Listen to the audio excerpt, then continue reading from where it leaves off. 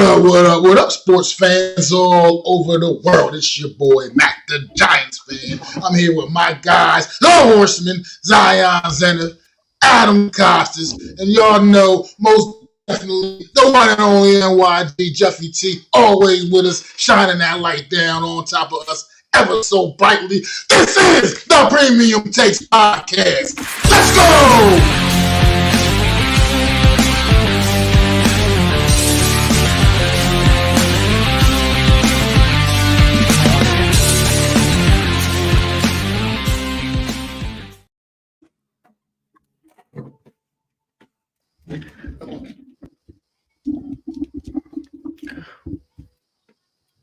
What up? Thank you so much for being here on this Friday afternoon. Sorry, we got off the slow start right there. My bad, I had to catch my words. But we're back at it again for another Friday. I want to thank my fellow co-host, Mac the Giants fan, and Adam Costas for holding it down with Raphael, special guest that appeared last week's episode. So thank you guys so much. I was a fire episode. I was busy, but the boys held it down, and the chat held it down as well. But we got a lot of stuff to get into. But you know how these episodes are going to go. If you haven't heard, we do give Adam about 20 minutes at the start of this episodes, being that we're in the combat sports talk.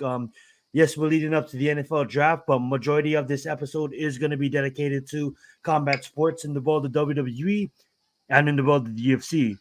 But before we get into that, we do want to give our fellow co-host Adam some time, because he is the one that's most active on these sites, getting the intel for us on what Giants fans are saying, who they think we're gonna draft, what they think we're gonna draft, what direction we're gonna go, and we depend on Adam to kind of come to us with the intel. But before Adam gets going, we want to give a massive shout out to Tudo. Thank you so much for being here as well. Tudo. A lot to get to this episode, Hope guys. We well got UFC. Match. We got WWE, we got Wrestlemania recap. Boy, was that a good one. But like I said, let's give Adam the mic for about 20 minutes. And Adam, how's it been in the Twitterverse and in Giants Nation, in the Giantsverse on the NFL draft? Well, as your resident Twitter expert on this panel, at least, Mac's there too. But I float into these spaces, in and out of these spaces. You can call me a space cadet with how many freaking spaces I join. Okay, and I'm hearing, and I'm looking at the timeline. Right, I'm seeing rumors, and right now, my Twitter space, I'm sitting there and I'm looking, and people are telling me we're going wide receiver, we're going this, we're going that. I call it all smoke. Because there's one thing, and I told these guys today, I said there's one mission. If you choose to accept it, and that's to get your franchise quarterback. Everyone keeps telling me about next year. Well, next year means nothing to me. We're in this year. People are talking about, well, we need to do this, and we can get a quarterback next year. No, you're in this draft. Make it happen. There's no way the guys behind you have enough ammo, in my eyes, to get up. They're going to have to empty the barrels, and teams don't like to do that. They need to field a squad, okay? Minnesota has 2 first-round picks, and they don't pick again to 108. So now you're going to say they're going to go 2 for 1? They're going to give 2 picks up for 1 to get a quarterback and then do nothing with it? I don't get it. But let me get to the real root of the problem, okay? The root of the problem, the New York Giants here, is John Mara. That mother always opens his mouth at the wrong time. Okay, John Mara is in an article, Ralph Vacchiano, saying, I believe in Daniel Jones, but if they draft a quarterback, I'm with it. Listen, John, it's over for your golden boy. It's over for him. Move on from it. I don't know if Daniel Jones has naked photos of John Mara or something like that, or is compromised in some way, Grandpa Mara, because it's like, what is this guy doing to still be on the roster? Because it's funny, because I was reading something. 1997 is a long time ago, but there was a guy by the name of Dave Brown who was still on the team because the owner, Wellington Mara, who they spent money on, wanted to go and let Dave Brown be the quarterback of this team. So he brought in, let me refresh your memory. It might sound familiar. He brought in an offensive coach named Jim Fossil, who helped Boomer Esiason throw for 500 yards and made Kent Graham look good. Brian Dable, Duke quarterback, coming in here to make him look good. And Dave Brown had a good start to that season until he injured his elbow, and boom, that was the end of him. But they brought in a guru to try to do that. And they meandered around until they found their quarterback in Kerry Collins. Kerry Collins lasted a few seasons and boom, everybody got fired and then away you go. So now here we are, and we want to do the same shit. We want to do the same damn thing. Let's give him another year. You know what? You know why I call that smoke and bullshit, first off? They didn't even give a guy a physical. So they don't even know if this guy is ready to play yet, and you're saying we're going to build around him. He may not play, or he may be on pup. How about Drew Lock? How do you know he's going to relinquish the job? I'm tired of seeing this guy being handed to him. Okay? That's number one. Number two, and this is where I'm really going to get a little ornery. Somebody on Twitter had the audacity to be a DJ fan. And so this... Now, Adam, it is America. You are allowed to be a DJ fan if you want to. Okay, yeah. But continue. This DJ fan needs to take a chill pill because he's all up in my fucking timeline and he's talking shit about this guy. So this is what happened. I was commenting on Ryan Dunleavy's post. Okay, it's all the way at the top, all the way at the motherfucking top, right? Ryan Dunleavy says a high-ranking official thinks the Giants want to go quarterback in round 2 and receiver in round 1. And, of course, I said, why get the QB later when the talent of the class is not as good? Why not go get him now, right? To which some guy starts saying stats are 70% chance of not being better in the position. I'm like, dude, you don't know what you're talking about. Stop. DJ sucks. Take the swing. Move on, right? And, of course, that led to this back and forth of, there was no one better in this draft. I'm like, wait, there is nobody better than Daniel Jones in this draft? Are you smoking crack? On the top of that, he goes, this is what else he goes. He goes, wait for Manning, that's Arch Manning. In 2 years, Jones' contract will be done. We can't waste $22 million in debt. So hold up. He's let me just get this right. He's saying you're waiting for a quarterback that hasn't even taken a collegiate start yet. Right. Certified, he's not certified. He's gonna start eventually, but he hasn't started yet. He's in still 2 years on his team. In 2 years. Okay, in 2 years. Continue. Right? In 2 years, right? 2 years. That's so we're waiting. So we're waiting in line for 2 years to get a quarterback. It gets better, folks. It gets better. So now we're going down here, and I didn't really notice that. I didn't say anything of it because I don't really want to engage with this guy. But this guy obviously doesn't know what he's talking about because who in the world waits 2 years for a quarterback? That's like putting in your order. I'm like, you know what? I'm going to put my order in. I'm going to wait. G Nation in the house. He says they won't draft the quarterback at 6. Guys, get over it. Who? G Nation. He's just in the house speaking his opinion.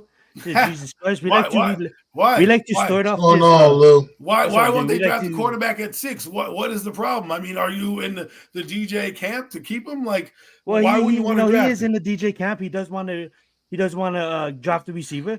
The one thing that I do want to emphasize is we do start these shows with Adam for 20 minutes, giving his insights on Twitter. Let me finish. But continue. So we're back here going back and forth, and this guy is telling us we're going to suck for 5 years. I'm like, our quarterback right now has 2 injuries, is not good, and we have a chance to go get a good one. And we're sitting here saying, no, we don't want to get a good one for a quarterback, and we want to get a lesser quarterback down the road. Why? I don't know, because the team is it's good to win. Right? So this guy is going back and forth with me, and I'm literally wasting breath. And this guy said, nope, we have a potential top 10 QB on the roster. I hope he was talking about Drew Lock because there ain't no way Daniel Jones is a top 10 QB on the roster. So this guy goes back and forth, and we're sitting here, and this guy tries to bring up Tom Brady in a discussion with Daniel Jones about, the offensive line and all this bullshit. You know what I brought up? I brought up Gardner Minshew. You know Gardner Minshew? You know the guy, Uncle Rico, used to play for Jacksonville? Let me break down his stats for a minute, right? Let's break this down for it. Now, stats don't mean anything, but he was in the 2019 draft, so he was in the draft class with Daniel Jones, so you want to rate yours amongst your peers, right? His first season. Let's get this up here. Let's get courtesy of ESPN, by the way, folks, just so you know where I'm getting these stats from, so you're not, you can follow along in your programs if you'd like. But we have the stats for Gardner Minshew. Mind you, he started. Want to share the screen as well? I can share it up on screen as well, Adam. If not, it's all good. 1 second. Let me just get it up here. I have a million windows open. You know how that shit works. Mm-hmm. Okay, here's Gardner Minshew, and here's our incumbent quarterback that everybody still wants to build around. Daniel Jones. I would say probably 35% of the fan base. Yeah, the delusional ones. That's funny though. All right, oops. Adam, mate, NFL is NFL. Nothing's gonna change. Please don't waste time. That's honestly, I feel that too. Though, not that he's wasting time, but he's just standing up on the island of relevancy. He's standing up for his island, the leader of the quarterback island, and he's like, why are people so like? If you don't like the content, you don't like the content. Lower the volume. I don't know what to tell you. This is what we're talking about. I'm telling you about. Already, we got a page. Damn, Adam, what the hell? How much tabs do you have open? Enough. I have my cars that I'm looking at. Okay, so this is Gardner Minshew. There he is. 3,300 yards, 15 touchdowns, right? Look at his first year. 32, 7, 21. How about we go to DJ's first year? Everybody talks about how good that is. 21 and right? 6. Look at this guy. Look at this guy. This guy played less. Gardner Minshew played less games. What the hell just happened there? Told you ESPN, they be fucking with you, Daniel Jones. See, he's questionable. He's still questionable. Still questionable. He was a questionable draft pick. 13 games. He did less yardage, 24 touchdowns, and threw for less yards per pass. Now, Jacksonville ain't got nobody on that team. His second year, Garner started 9 games at 2,200 yards, almost again threw for 7 yards per pass and 16 touchdowns. Right? This guy, fucking 14 games, 2,900 yards, and 11 touchdowns. Are you kidding me? What are we doing here?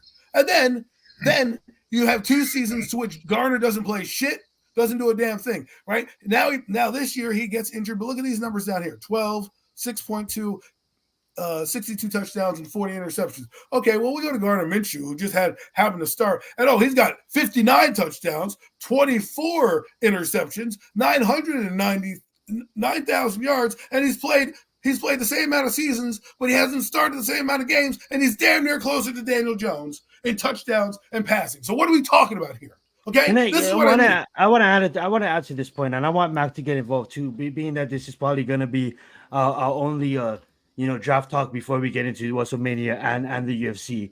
Adam, do me a favor, because this goes to your point, and Mac, please get involved with this as well. The talk of the town is we need a team around Daniel Jones, right? Daniel Jones, the first round, 6th overall pick, right? He needs a whole team around him, right? He needs a receiver. He needs an O-line. Yes, so does everybody else. But the way I'm looking at these quarterbacks is they're one of 32. So you're supposed to be elite. You're supposed to be one of 32 in the entire world that plays American football, the National Football League.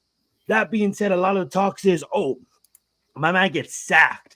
He gets sacked so much. Well, let's look at his first 5 seasons. I made a video about this, but for those who missed that video, let's take a look. Let me share my screen. These are quarterbacks sacked the most in the first 5 seasons. All right. Where is Daniel Jones on this list? Daniel Jones is right here with 179 sacks, guys. What does he do? 12,000 yards, 62 touchdowns, and 40 interceptions. Cam Newton, look who's right above him, 185 yards. Look what Cam Newton did. Didn't Cam Newton have an MVP type season? He had no receivers on his team. Didn't Cam Newton take his team to the Super Bowl? Wait, is that Big Ben up here? What did Big Ben? Did what? Arch Manning? Like, come on, Deshaun Watson? What did Deshaun Watson do? He had wait, guys. He had Hopkins. Well, he had full offense on him, right? He had a full offense on him. Sacked 194 times. Maybe he had Arian Foster there. Yeah, JJ, but he played defense 194 does. Is that Blake Bortles? Is that someone that Jacksonville did not give up on? You look at all these quarterbacks with way better numbers than Daniel Jones, with way better yardage than Daniel Jones. Don't show him the facts. 5,000 more yards than Daniel Jones, but yet sacked more than Daniel Jones. Russell Wilson. Yeah, everybody wants to say, it was the Legion of Doom. Yeah, he had better receivers than Daniel Jones. Yeah, he did. But at the end of the day, look what he accomplished. The list goes on. Ryan Tannehill, 213 times. Even David Carr has more. David Carr right there, 249. And that is just the stat muse. That's the stat muse of keeping it fair. The quarterback that sacked the most in the first 5 seasons. At the end of the day, it comes down to his ability to process, and he's slow as fuck. So I'm gonna just give the mic over to Mac and let him chime in a bit, and then give the mic over to Adam, and then Adam will wrap it up here, and then we'll go on to Wrestlemania. But go right ahead, Mac. I don't understand why people are so scared of upgrading the quarterback position. I don't understand why people are saying things like, "Oh, wait 2 years and get Arch Manning." What if Arch Manning sucks? What if he fucking sucks? You don't know what that kid can do. He ain't took a goddamn snap in a college football game. Let's wait 2 years to get him. Oh, he was a man too, also. He's not going to be fucking Eli. He's not going to, how you know he's going to come here and be able to bring you a couple of times like Eli did? Just because his last name is Manning? It's not a guarantee. I don't know what that kid's going to be. Right now, you're in position right now to make it happen. You know who doesn't suck? Drake May doesn't suck. Jalen Daniels doesn't suck. J.J. McCarthy doesn't suck. Michael Penix Jr. doesn't suck. Bo Nix doesn't suck. These guys don't suck. Make it happen. Because after them, you're talking about a major decline. A major decline in the prospects. You got an opportunity. You need to upgrade this quarterback position. It's a damn joke. It's a damn joke. I get it. We need some other weapons as well on this football team. We have the Blitnikoff winner. You got to get your quarterback at the top end. Get your quarterback because you could in this draft class, there are receivers you can get in the 3rd round, 4th round even probably that can come in and be immediate difference makers. I get it. You want the Malik Neighbors. You want the whatever the dude from Washington, Ozudu, whatever the fuck his name is. That you want the old one here. Want to get those guys. Who do you want to throw him the goddamn ball? Daniel Jones scared to throw the ball down the field. Scared to throw the ball down the field unless the guy's running wide the fuck open. Hell, even at least Tommy DeVito was throwing the ball down the field and giving these guys a chance. Daniel Jones doesn't even do that. That kid is shot here in New York. I get it. He's a nice guy. You wish him the best. Sure. I don't wish anything bad on the kid, but it's not going to happen for the New York Giants. Get over it. Kick him in the ass on his way out. Go find another team. Maybe you can revitalize your career some other place. It's not happening here. Get one of these top guys, man. Stop playing around, man. That's all I got. I'm just over it. And it's enough is enough already. Enough is enough. And before I pass it over to Adam, how much shit have we done? How much have we done? We put so much draft, so much into the offensive line. You've gotten a couple of receivers. I mean, look. You can feel any way you want about the Wan'Dale Robinsons and Jalen Hines of the world, but we don't know how good these kids can be. I'm tired of watching Daniel Jones throw the ball at Wan'Dale Robinson's feet, and he doesn't even get a kid a chance to even make a play. I'm tired of watching that shit. I'm tired of watching Jalen Hyatt use that speed, getting downfield, one-on-one coverage, and Daniel Jones not even taking a shot. I don't want to see that story no more. I've seen enough of that. It's time to move on. Get over it. I really, really don't wish to see this kid take another snap in a Giant uniform. That's how over I am him. I'm over that. I'm over that dude, man. It's not. Yeah. It's like we're a joke. We're one of the top franchises, one of the most historic franchises in the whole NFL, and we're a fucking joke right now. A laughing stock of the league. Like. This is not the New York Giants I grew up loving, man. This ain't that. That's it. That's all I got, man. Well, it just goes to show you. Max said it perfectly. This is not the Giants that he grew up loving. This is not the Giants that I grew up loving, and that was only 11, 12 years ago. And if you really think about it, too, it's like, Max said so much things, and it hurts in a sense. Because of the fact that what's up, Nomads? Thank you so much for being here. I want to share the screen when you're done. Yeah, absolutely. It hurts for a second because when you fall in love with a team and you just see them go down into a hole like 6 feet deep, and it just keeps on getting bigger, it is sad, and I truly believe you need to take a quarterback. We go on this point because people on Twitter, it's up to us to give them knowledge and to say, like, hey guys, I get it. You guys want your Malik Neighbors. You guys want him. But with Daniel Jones at his quarterback, he is a 900-yard receiver. Malik Neighbors is a 1,500-yard receiver with a good quarterback. And at the end of the day, no NFL team is fully made until they bring in their quarterback. What I mean by that is everybody's like, oh, you need to build the team. And I understand that. It would be nice to build the team, right? It would be nice. But at the end of the day, the Texans wasn't fully built when they drafted CJ. You know what I'm saying? Nico Collins wasn't a household name when they drafted CJ. They really didn't truly have a number one when they drafted CJ. You know what I'm saying? Adam wanted to change their team. Change their team. Adam wanted to share his screen. So Adam, you can share your screen, and then your mic is yours. I'm about done with this conversation as well, and I think this will be my shout out to you for staying tuned with the Twitter spaces, because for me and Mac, it's a headache already. It's almost like how don't you guys see it? And I never want to push my opinion on people. I say this is America all the time because in other countries you can't have an opinion, and that's why we can have an opinion in this country, and I'm proud of that. But at the end of the day, facts are facts, bro. It's almost horrid, and facts are facts. But continue, Adam. Here's. I just want to accentuate my point here. Okay, if you could look at here, look at these receivers: Tyreek Hill, 5th round pick; CeeDee Lamb, late first; Amon St. Brown, 4th round pick; Puka Nacua, 5th round pick; AJ Brown, 2nd round pick; DJ Moore, late 1st round pick; Brandon Ayuk, I think it was a 2nd rounder; Nico Collins, 2nd rounder; Mike Evans, late 1st round pick. The only top 10 receiver in the top 10 is Amari Cooper. Everybody else was picked later on or later in the draft. Now, if you want to go to the quarterbacks, only if the top 11 quarterbacks, 2 of them, that's right, 2 of them were drafted outside the top draft. Tua, 1st round. Jared Goff, 1st round. Dak, 4th round. Josh Allen, 1st round. Brock Purdy, 7th round. Patrick Mahomes, 1st round. Jordan Love, 1st round. CJ Stroud, 1st round. Baker Mayfield, 1st round. Trevor Lawrence, 1st round. Matthew Stafford, 1st round. Need I say any fucking more? Okay? That's what I'm talking about. Everybody wants to tell me about finding quarterbacks all over the place and later on. Your top receivers have more guys that are not in the 1st round than the quarterbacks. What does that tell you? The probability rate of hitting on a receiver later is a lot greater than hitting on a quarterback later on in the 1st round. The statistics just proved it to you with the top 11 guys.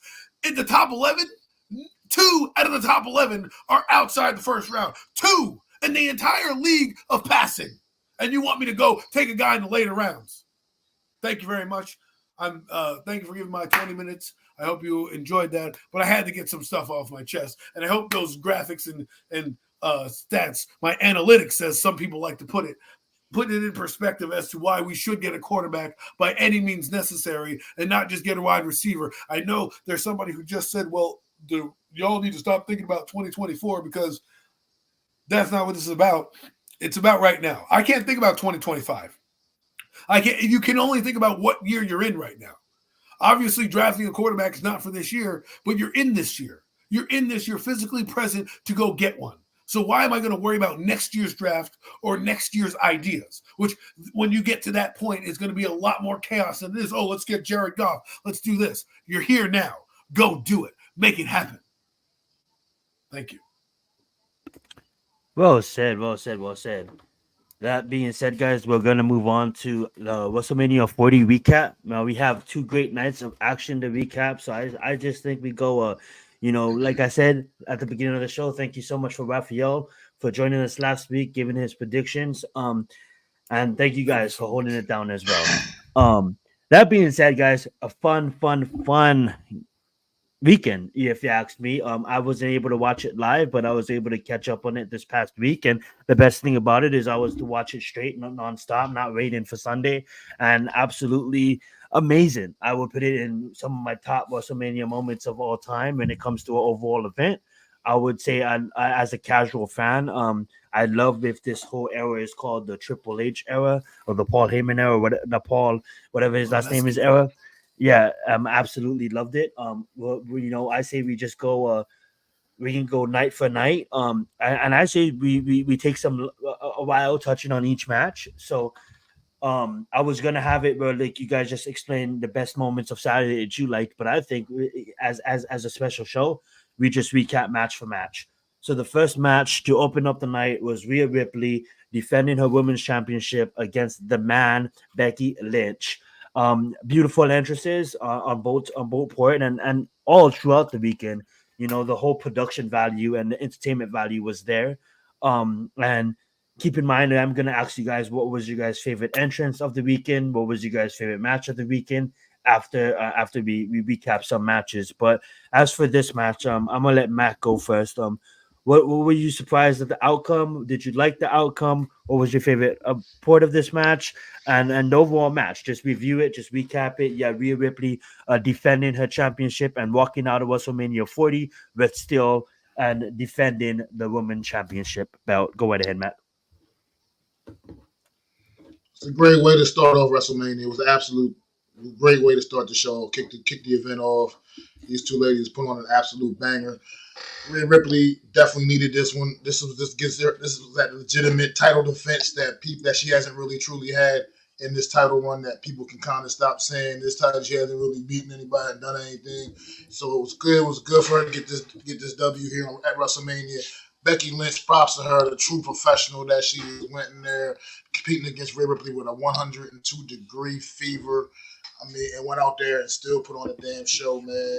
And under those conditions, a lot of people don't even get out of bed with a temperature that damn high. So, just props to Becky Lynch, man. And this was a great match. It was a great way to kick off the event. Like I said, these ladies went out there and put on a show, man. And Rhea Ripley, that was definitely the right result. I needed to get this victory, so good job. Absolutely love it. Adam, what's your thoughts on this match? Well, I'm excited about the result, but I missed the match because of my timing flaw. I thought the pay-per-view would start at 8. I didn't know they started at 7, so I came in thinking, oh, I got a whole hour, and I come in and I missed the match, and I was an idiot and felt so bad. And I'm like, no, I did everything I needed to do, get my kids to bed, get ready, got the popcorn ready, and I'm like, wait, why is this in the middle of it? Usually, they have those pre-matches or something like that. I'm like, that's what I thought was happening, because I ended up with the LWO match or whatever that was. And so I missed Becky Lynch, but I know Rhea Ripley won, and I saw her finish, and I think they did the right thing. This was what I thought was a passing of the torch match, an eras kind of match, even though Becky Lynch, is not as old as like a Hogan or anything like that. She's been around. She's had the belt. She's done things. She's changed the women's division. She's a legend. She will go to the Hall of Fame. Her career is not over, so she'll have a title run again at some point, because she's just that good. And I feel like in this era with Paul Levesque, aka Triple H, he's going to be like AEW, and he's not going to be afraid to put the title on an old veteran like a Sting or a badass Billy Gunn, because they can still go. So, if you're an older wrestler, you might want to, lace up the boots again, because Triple H might give you that shot if you're hot, if you got a heat on you, you got the time. So, I think it was the right move. I'm liking the era so far, and it was a good tone setter for the match. I think this match set the tone for basically the weekend. Not just WWE, but to have this match first. They brought the house down in the first match, so. Absolutely loved it. Alrighty, guys, let's move on to the next match of the evening. And Adam mentioned it in his point. You know what I'm saying? He said with Triple H rewarding the veterans, that've been in the industry for a long time. The second match of the night was the ladder match for both the tag team championships, both on SmackDown and where I came in. On War. And R-Truth, you know what I'm saying? A veteran for 23 years, been with the company, and The Miz up there himself, winning the championships, winning the War championships on that point. And then of course you have A-Town Down and Grayson Waller winning the SmackDown. But I'm gonna let Adam begin on this one. What's your thoughts on R-Truth, the Awesome Truth winning the championships? You know what I'm saying? I think it's fun. They deserve it. 2 Hall of Famers. I mean, R-Truth may not have the championship accolades, but what he's done for the company, what he's basically been a company man. He's been the sideshow, so to speak, for the entire year. Not to mention winning the Hardcore title, winning multiple tag team titles, with Gold Dust as well. With The Miz, and they were tag team champions back in the day, and to watch R-Truth, who was K-Quick back in the day, has a long career, and he's done a lot. And people don't realize that he's a good performer in the ring, and he deserves this moment. Now, I don't think they're going to hold the titles long, but this is what you do to grizzled veterans who have been with your company day in and day out. You reward them, say, hey, we want to thank you on the grandest stage of them all, and put your name in the record books and give you a match. Now, do I think they're going to have a long title reign? No, I don't. But this is kind of Triple H saying, thank you guys for doing that. As for Grayson Waller and Austin Theory, I thought it was dumb. I don't really like them yet as a tag team, and I think you could have really, if I was Triple H, what I would have done was given it to the actual or DIY or a team of that nature, because they're an actual tag team, to push the tag teams back up into the forefront. When we grew up with tag teams like Badass Billy Gunn and the Road Dogg, you had Legion of Boom and all the Legion of Doom. You had all those great the Bushwhackers, all these great tag teams back in the early the Hardy Boys, Edge and Christian. Like, these were great tag teams, and you're developing guys. And Ciampa, and I forget who his teammate is. I think it's Matt Gargano or something like that. Those guys work their butts off. And you're not going to give them a chance, And then the Brawling Brutes guys were in there as well. Sometimes it's like, I don't know what you guys do. What's the point of having a tag team if you're just going to pair two wrestlers together and just always do that? But sometimes that makes it the best tag teams. I don't know if Theory and Waller have earned it for me in terms of even moving up the pecking order, but we'll see where it goes. Again, I don't think they're going to have a long title reign as well. I think they'll keep it to maybe Backlash or maybe into SummerSlam, but I don't see it. I don't see a long title reign for either tag team. I love it. Go right ahead, Mac. Well, I mean, it's pretty much agree with Adam, pretty much 100%, man. I do remember the Orient Express. No mess, no nest, no jets. I absolutely remember the Orient Express. But what I lost? Okay, yeah. No, yeah. At first, initially, I was a little bit, aggravated with both the results of the tag team champion of the winners. But then, the more I thought about it, on the Raw side, everything Adam said, you were absolutely right, and then I came to that realization. Like, R-Truth, man, has been that guy, man. He's been that company guy. He's taken on that role of the buffoon, embarrassing himself, making an absolute fool of himself, acting like a complete blubbering idiot. You know what I mean? And at the end of the day, I love that about him, though. But at the end of the day, he's 52. This guy's 52 years old, still in there banging around with these younger guys, man. And I mean, a 52-year-old dude in a ladder match against 5 other teams at WrestleMania. That shit right there, that says it all about the integrity of R-Truth and the fact that how he feels about this company, man. And he deserved that WrestleMania moment. He's never had a WrestleMania moment, and he deserved that moment right there. You know what I mean? It's been a long time since he's had one of the true titles, a real title other than the hardcore title. I mean, it's been a long time since he's had true WWE gold around his waist. So, I mean, the more I thought about it, I actually was pretty happy for R-Truth. He deserved that moment. And like you said, there's no way in the world they're going to have a long title reign. It's just too many way better tag teams. So, but if that was Vince McMahon, I don't expect them to have the titles. Do you think Vince McMahon gives him the title? Who knows? No, absolutely Probably not. What the fudge? But R-Truth wouldn't even have been in the match. He wouldn't even have been in the match.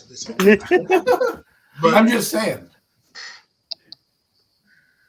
But I just feel like, I feel like, as far as Waller and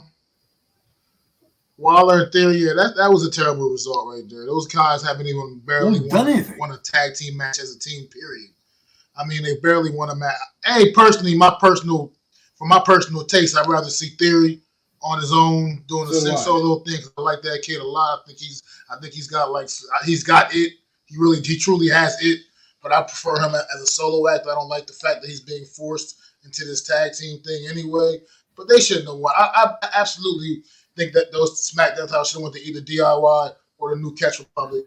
I just think those two teams, those are the kind of team. New Catch Republic went down to Elimination Chamber in Australia and gave Judgment Day everything they could handle over there, man. And I mean, that was a great tag team title match. One of the best tag team matches I've seen in a long time in WWE. And they were a team definitely deserving. DIY definitely also putting in that work for years.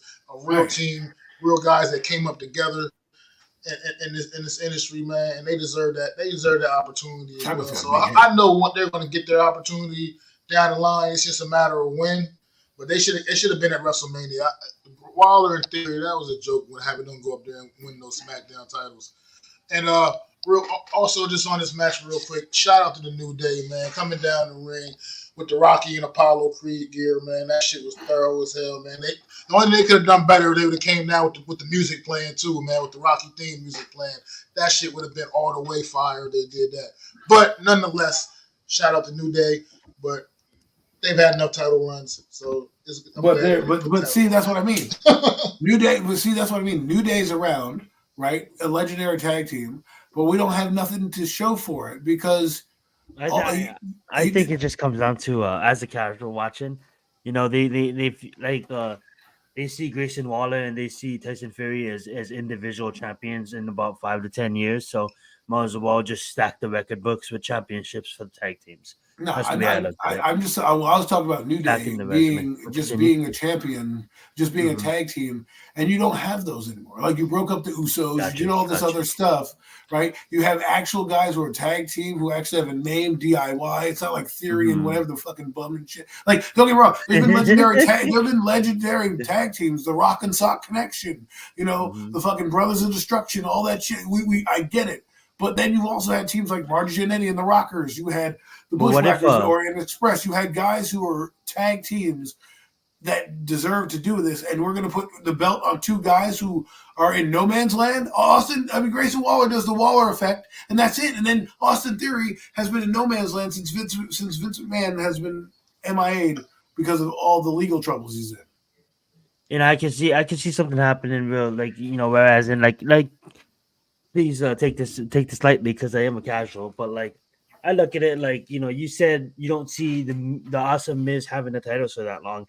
I think they might have the titles for at least several months. I honestly think if you look at Grayson Waller, and I don't know if Backlash is a certain company's event, that's how much of a casual I am, but I see Grayson Waller and Tyson Fury, not Tyson Fury, that's he's a boxer. But Austin Theory losing the titles at Backlash against a team that you brought up, like a DIY or like a legit tag team. And if you think about it too, I don't know if they're around. Like I said, I'm not trying to sound stupid, but when you look at when you just mentioned great tag teams, you look at the Creed brothers. They're coming up on NXT. I don't know if they're making more live events, you know, and more WWE events, whether they be SmackDown or WWE Monday Night War. But at the end of the day, you can see a team like that, like winning the championships fast as well, taking it off of the just the goofy, I don't know what to call them, just the goofy mofos, you know what I'm saying? And then when you have someone like Triple H running the company, you know, I could see, you know, Miz and R-Truth bringing some light if they're gonna split the championships. If that is the plan, bringing some light to the championships, kind of like what KO did for the heavyweight championship. You know what I'm saying? Not like we need to, because we all recognize what the tag team championship means. But you can honestly say, we're gonna get to that match later, that the Intercontinental Championship was thrown to the side until Gunther kind of put some allegiance into that again. Well, you know what I'm saying? So yeah. I could totally see the Miz and R-Truth basically running a smuck and controlling the tag team division for a while, because the Awesome Truth is a good gig. You know what I'm saying? But yeah, Red Verse. With that being said, go right ahead, Mac. You can start us off with this one. I'll be right back and pass it over to Adam after you're done. But we got the Mysterios going at it. This is like two Latina groups going at it. I didn't do much research on this match. I'm gonna let the boys handle it, and I'll be right back. Let's get it. I don't have much to say about this match because it really wasn't. It's a bathroom break match for me. Rey Mysterio came down. Rey Mysterio came down and immediately pissed me the fuck off. Coming down with the Eagles shit on, you know, that Eagles game. That already threw me. That put me in a mood already anyway. And then the fact that they win the match because you got a couple Eagles coming out and helping them on top of that. I mean, Jason Kelsey, Lane Johnson. Come on, man, give me a break, man. Oh, You just threw too much Eagle shit in my face for this to be. This is WrestleMania, damn it! I don't care who's at the link. I don't need all that Eagle shit in my face when it's not necessary. I get enough of that during football season. I don't need it when I'm watching wrestling too. I mean, Jesus. Rey Mysterio. I like you, Rey Mysterio, but you came down with that gear on, and I was just immediately angry. You did not angry. Take his Hall of Fame away.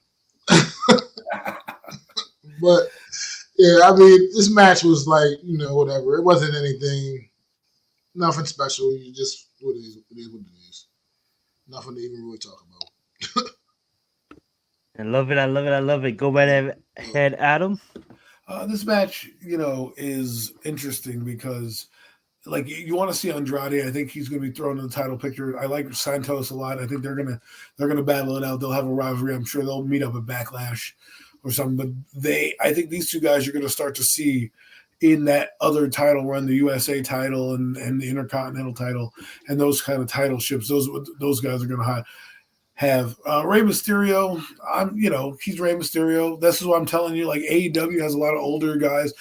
Edge, who deserves a title, has a title over there, or I don't know if he has it anymore, but he did have a title there. Samoa Joe, older wrestlers getting a chance. And if you're going to be on the roster and you're going to travel with these guys, I want you to get the chance as well. And I think Triple H has the creativity to do that. So I think Rey Mysterio will still be here and get matches. I'm done with the storyline. I don't need to see him fight his brother anymore. That's over to me. This LWO thing, either make it a faction or don't. It's kind of in limbo, although I do like watching Selena come down to ring. She's a nice addition to that team. But my point is, we need to figure it out because it's just getting annoying. And I think Dom is eventually going to leave Judgment Day. This is starting to look like where he starts to build a faction or a friendship with Santos and his group. So I think you're going to see that. But I don't really have much to say. It was kind of what I expected. It was called I call that a bathroom match. You go to the bathroom during that match, getting more snacks. Can't do that. Can't do it in the women's matches anymore. They're kind of fire. So. That being said, we're moving on to the next match, guys. And I have to say, if there's ever going to be someone that is going to be a Bloodline member that is going to carry a Universal Heavyweight Championship, it is going to be Jey Uso. Main event, man. I was feeling his energy walking out. You know what I'm saying? And damn, you know what I'm saying? He turned up for sure. Not only Saturday and Sunday, but we'll get to that. But I just want to say, I want to take the time to begin. Like, man. I love what he was able to do, go solo, go by himself, the road couldn't have ended up more perfectly than the WWE universe backing him right now, you know what I'm saying? And I do see him winning the championship down the road. Like, obviously, let Cody have his moment, let Homie have his moment as well, Damian Pierce, we'll get to that. And all these other champions that probably is gonna have the moment before Jay. But in about a couple of years, I could see Jay totally holding the strap. But that being said, I'm gonna open up the mic back to you guys. Adam, you go first on this one, and then Mac follow it, and then we'll continue. Let's get it. Yeet. I just want to say something. Main event Jey Uso is going to be a title holder sooner rather than later. There are two guys he can go after that I think he can take the title from. There's the Sami Zayn storyline, who's now your new Intercontinental Champion. I'm sorry if I spoiled it for you people, but it's been a week. This is week. Looks right. It's been a recap. So then you also have. So the other person is obviously you just mentioned him, Damian Priest.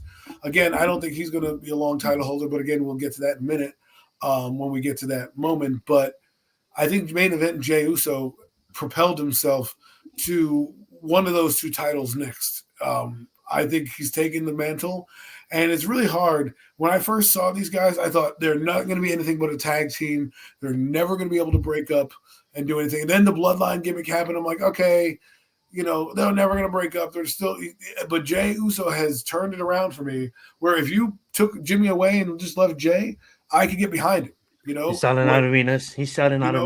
And I think he's going to have the title on him because he needs to fill that moniker, main event Jay. And I don't think they're going to make him wait too long. He's been the tag team title with many different people. There's the Intercontinental title that there might be in play, and also Damian Priest. Who knows what storyline is going to be there as well. He does have a little bit of friction between the Judgment Day. He has been dealing with them with Cody Rhodes back in some time, so there is some type of storyline to build off of that if they want to do it. But to me, no more bloodline for him. He doesn't need it anymore. He's propelled himself. He can be a solo star, and I love it. As for Jimmy Uso, sorry, his career is going the opposite direction. I feel once the bloodline breaks up or gets closer to breaking up, I even think Solo is going to jump him at some point in the singles match. Jimmy just, I don't know what it is. I think he just takes, huh? It's funny you say that. I think Jimmy Uso needs to kind of get off of TV for a little bit and be like that missing link, and then come back again, maybe rebrand himself differently or something like that. Because right now he's losing steam. He looks like a lackey in. He's lost his match. He doesn't deliver like main event Jay used to deliver whenever he was in the bloodline. Solo's doing more. Solo's now screaming at Roman Reigns now, right? So there's some heat there with that guy, and he obviously, the name Solo means something. He's going to have to go solo. So Jimmy, I feel bad for you.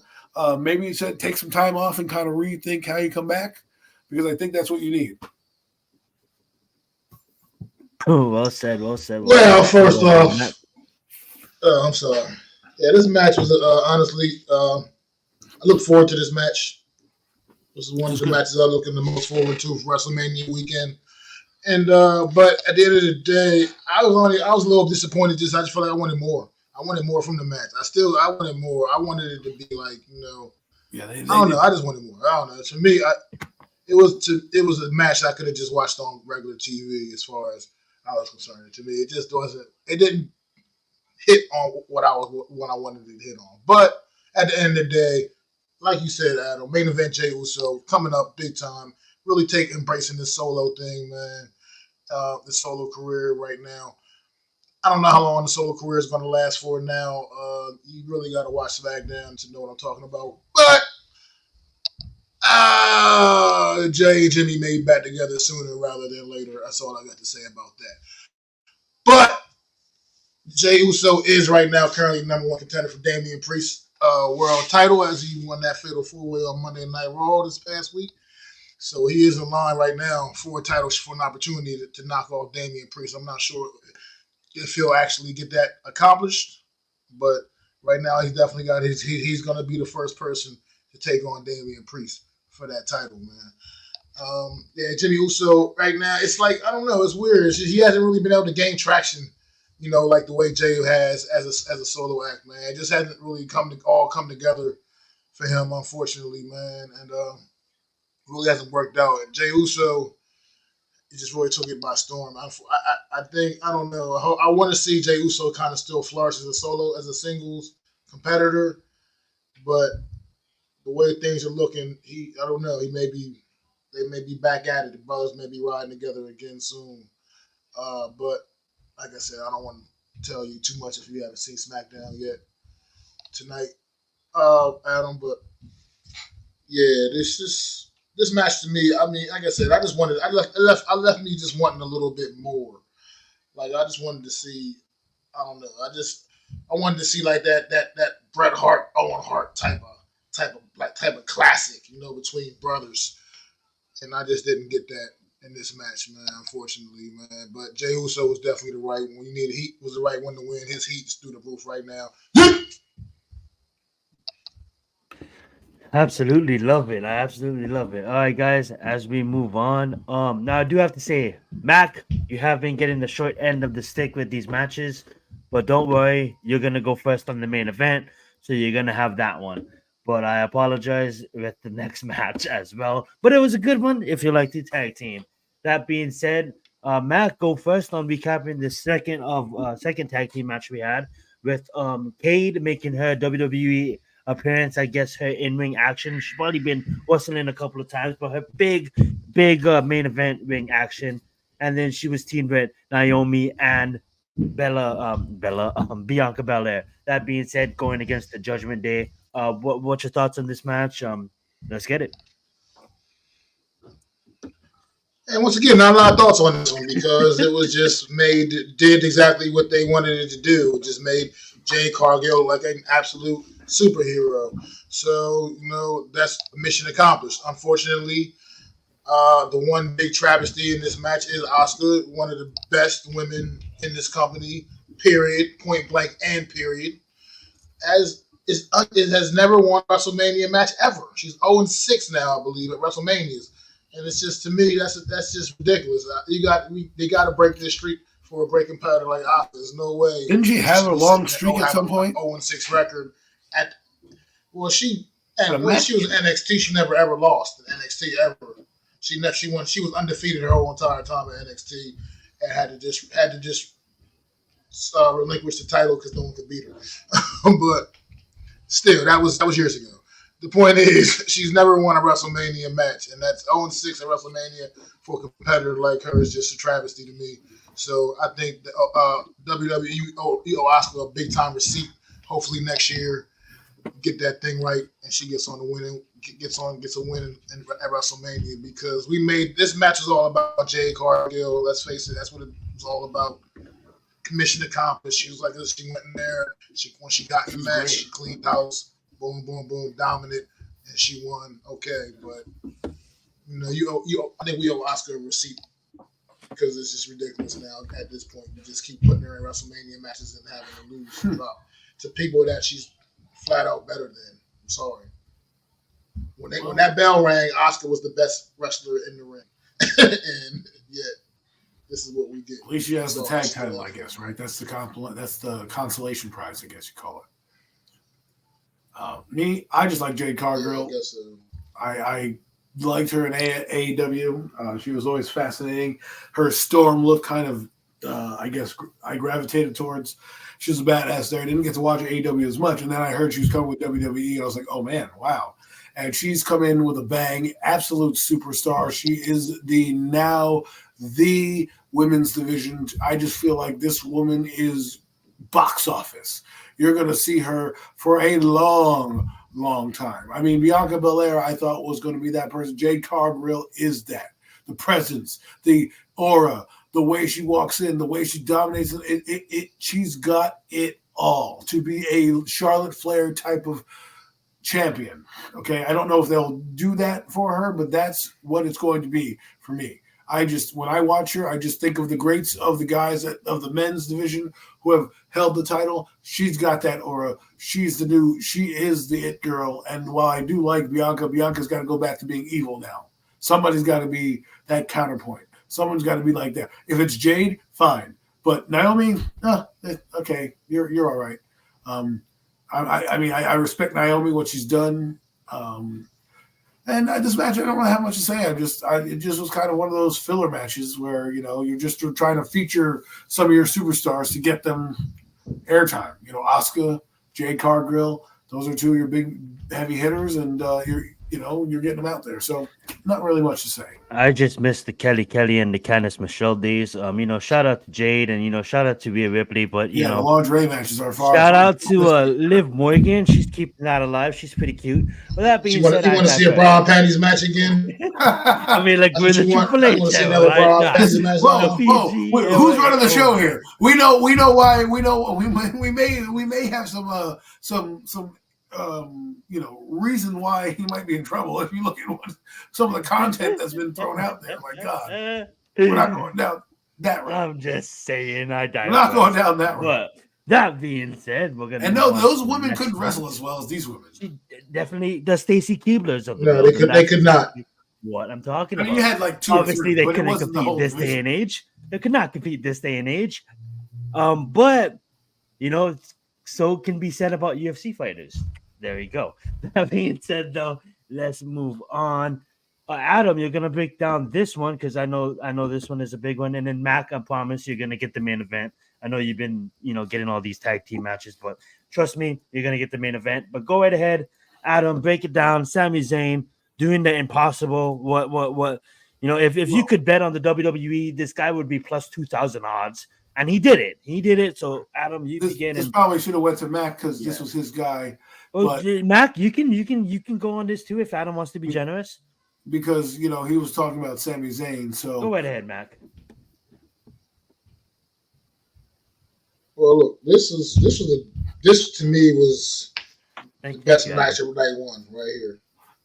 This was the match of the night for night one right here. This match right here was an absolute slobber knocker. Sami Zayn going toe to toe with Gunther, man. The ultimate underdog, man. The ultimate. He's just the ultimate underdog coming into this match. Didn't even really give himself a shot. And to go in there and took Gunther's best shot.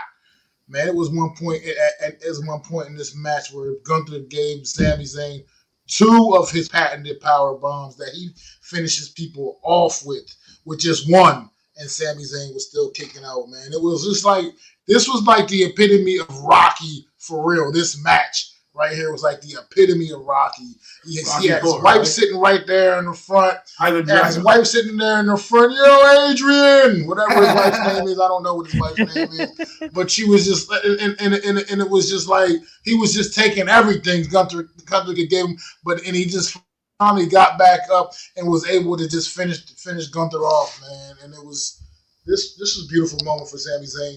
Back-to-back years, leaving WrestleMania with the gold, man. And it's just really super dope experience. I mean, Gunther had an amazing Intercontinental title run. He really put that title back on the map. He put it back on the map big time. It's now like, I mean, it's always had that prestige to be in the Intercontinental title. You know, a lot of great people over the years have held that belt.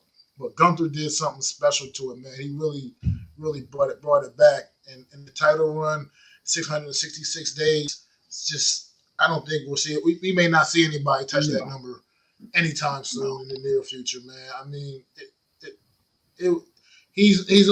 I expect him to be probably all TV for a little bit, take a little break, go spend some time with the kid and the wife and the kids, you know what I mean? And get back, and he'll be back in the mix, man. And I think maybe Money in the Bank or something like that, go win that Money in the Bank ladder match and become the new holder of the briefcase, and then that's just would not want to be either one of the champions with Gunther holding on to that briefcase, man. No way.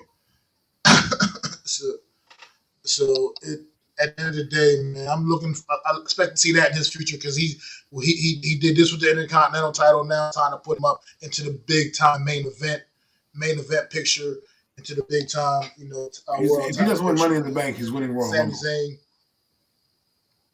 Yeah, Sami Zayn, congratulations to Sami Zayn, man. This was a great match. Like I said, he took Gunther's best shot and kept getting back up. He just kept getting back up. He would not be denied.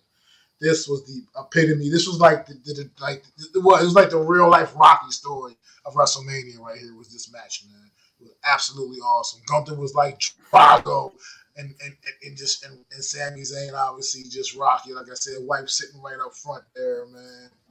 The whole time I was just waiting for Yo, Adrian. You know what I mean? That would have been just great, man. That would have been great, man. But yeah, props to Sami Zayn. This was definitely a match, to me, the best match of night one. Absolutely great stuff there. Love it. Go right ahead, Adam. Well done, Mac. I just want to give a shout out to Sami Zayn. If you look at his career, I doubted him a little bit because I thought he was thrust into this match. Kind of like, I wouldn't say last minute, because Gabe had the story, and Gabriel was doing all the stuff, taking all the matches. So I thought maybe he would be that guy, but Sami deserves his title. He should have probably won the title against Roman Reigns last year. That would have been an awesome thing to do, right? He had so much heat. He was like Jey Uso of last year. That's why I think Jey Uso is going to do it. He's like Daniel Bryan right now. He's climbing up that ladder. We'll see what happens there. But Sami Zayn, you deserve it, man. That's what they chanted. You deserve it. This is a title that you need to hold. It will get you in the main event and get you some good matches. I think he'll have a run. I don't think there are going to be any more long runs, past the year anymore with the Triple H era going on. I don't think you're going to see Roman Reigns type runs or Gunther type runs anymore, or even a Seth Rollins type run, except for maybe Cody Rhodes, just because of what he went through. But I just think that, Sammy's going to hold the title, and hopefully this is bigger and better things for him, for his career. A lot of Intercontinental champions have been champions. Shawn Michaels, Razor Ramon, to name a couple. There's obviously a few guys that have done it in the modern era now. Seth Rollins was it. I thought Seth Rollins winning the title recently and then losing to Gunther at some point kind of brought it back, because Seth Rollins at that point needed a title, so you gave him the Intercontinental and you gave it to a guy that needed to go, which was Gunther. And then Gunther obviously carried the mantle after Rollins, and where Rollins' career went. But good job for you, Sammy. Enjoy that, and you deserve it. Well said, well said, well said. So what we're gonna do, guys, is we're probably gonna just blend night 1 and night 2 main events together. So what I'm gonna do is I'm gonna have Adam keep the mic, and I want Adam to break down this match. We had Seth Rollins going against Drew McIntyre. What a great match, but obviously the ending is what really captivated our minds. Well, go right ahead, Adam, and I'll be right back. This match I'm getting to talk about because, folks, if you were listening to last week's Premium Takes, I kind of guessed a semi-outcome to this event. Matt can vouch for it. But we have Seth Rollins, we have Drew McIntyre. The main event, not the main event, but to start the show, I thought it was a good way to start the show. It was a good match fought by both of them. They really made Drew McIntyre earn it. Seth Rollins puts on a great show. He is the Macho Man of our era. Okay, if you want to talk about a guy who has a bigger than life personality with his garb, and who's a technician, and who was a guy that probably shouldn't be a heavyweight but is a heavyweight, that was Macho Man. That's Seth Rollins. To me, they're kind of the same blend of athlete. And as you know, Macho Man was a title holder as well. Great champion. I think Seth Rollins is like that. Drew McIntyre, I think, has had a lot of ups and downs with WrestleMania, with wrestling. And he was a title holder. I thought he was a very good one. I thought he had a chance to win the title against Roman Reigns in his hometown. And I'm glad that he got his WrestleMania moment. What I knew was going to happen was what happened at the end. So they put on this great match.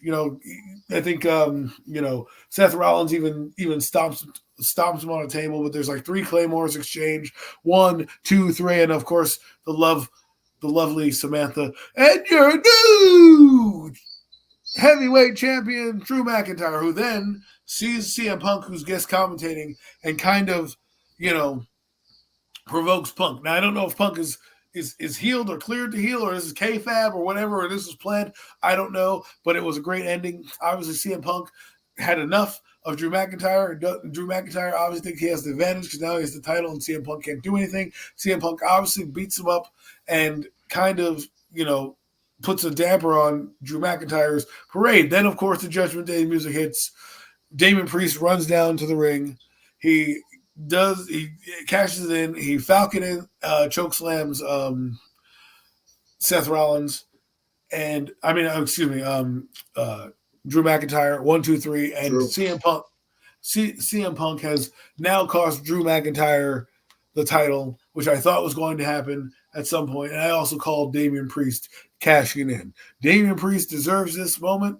Again, interesting cash in. I didn't know if he was going to win. Max said didn't think he was going to win. I thought, why give the title? This is where it could happen. And here we are.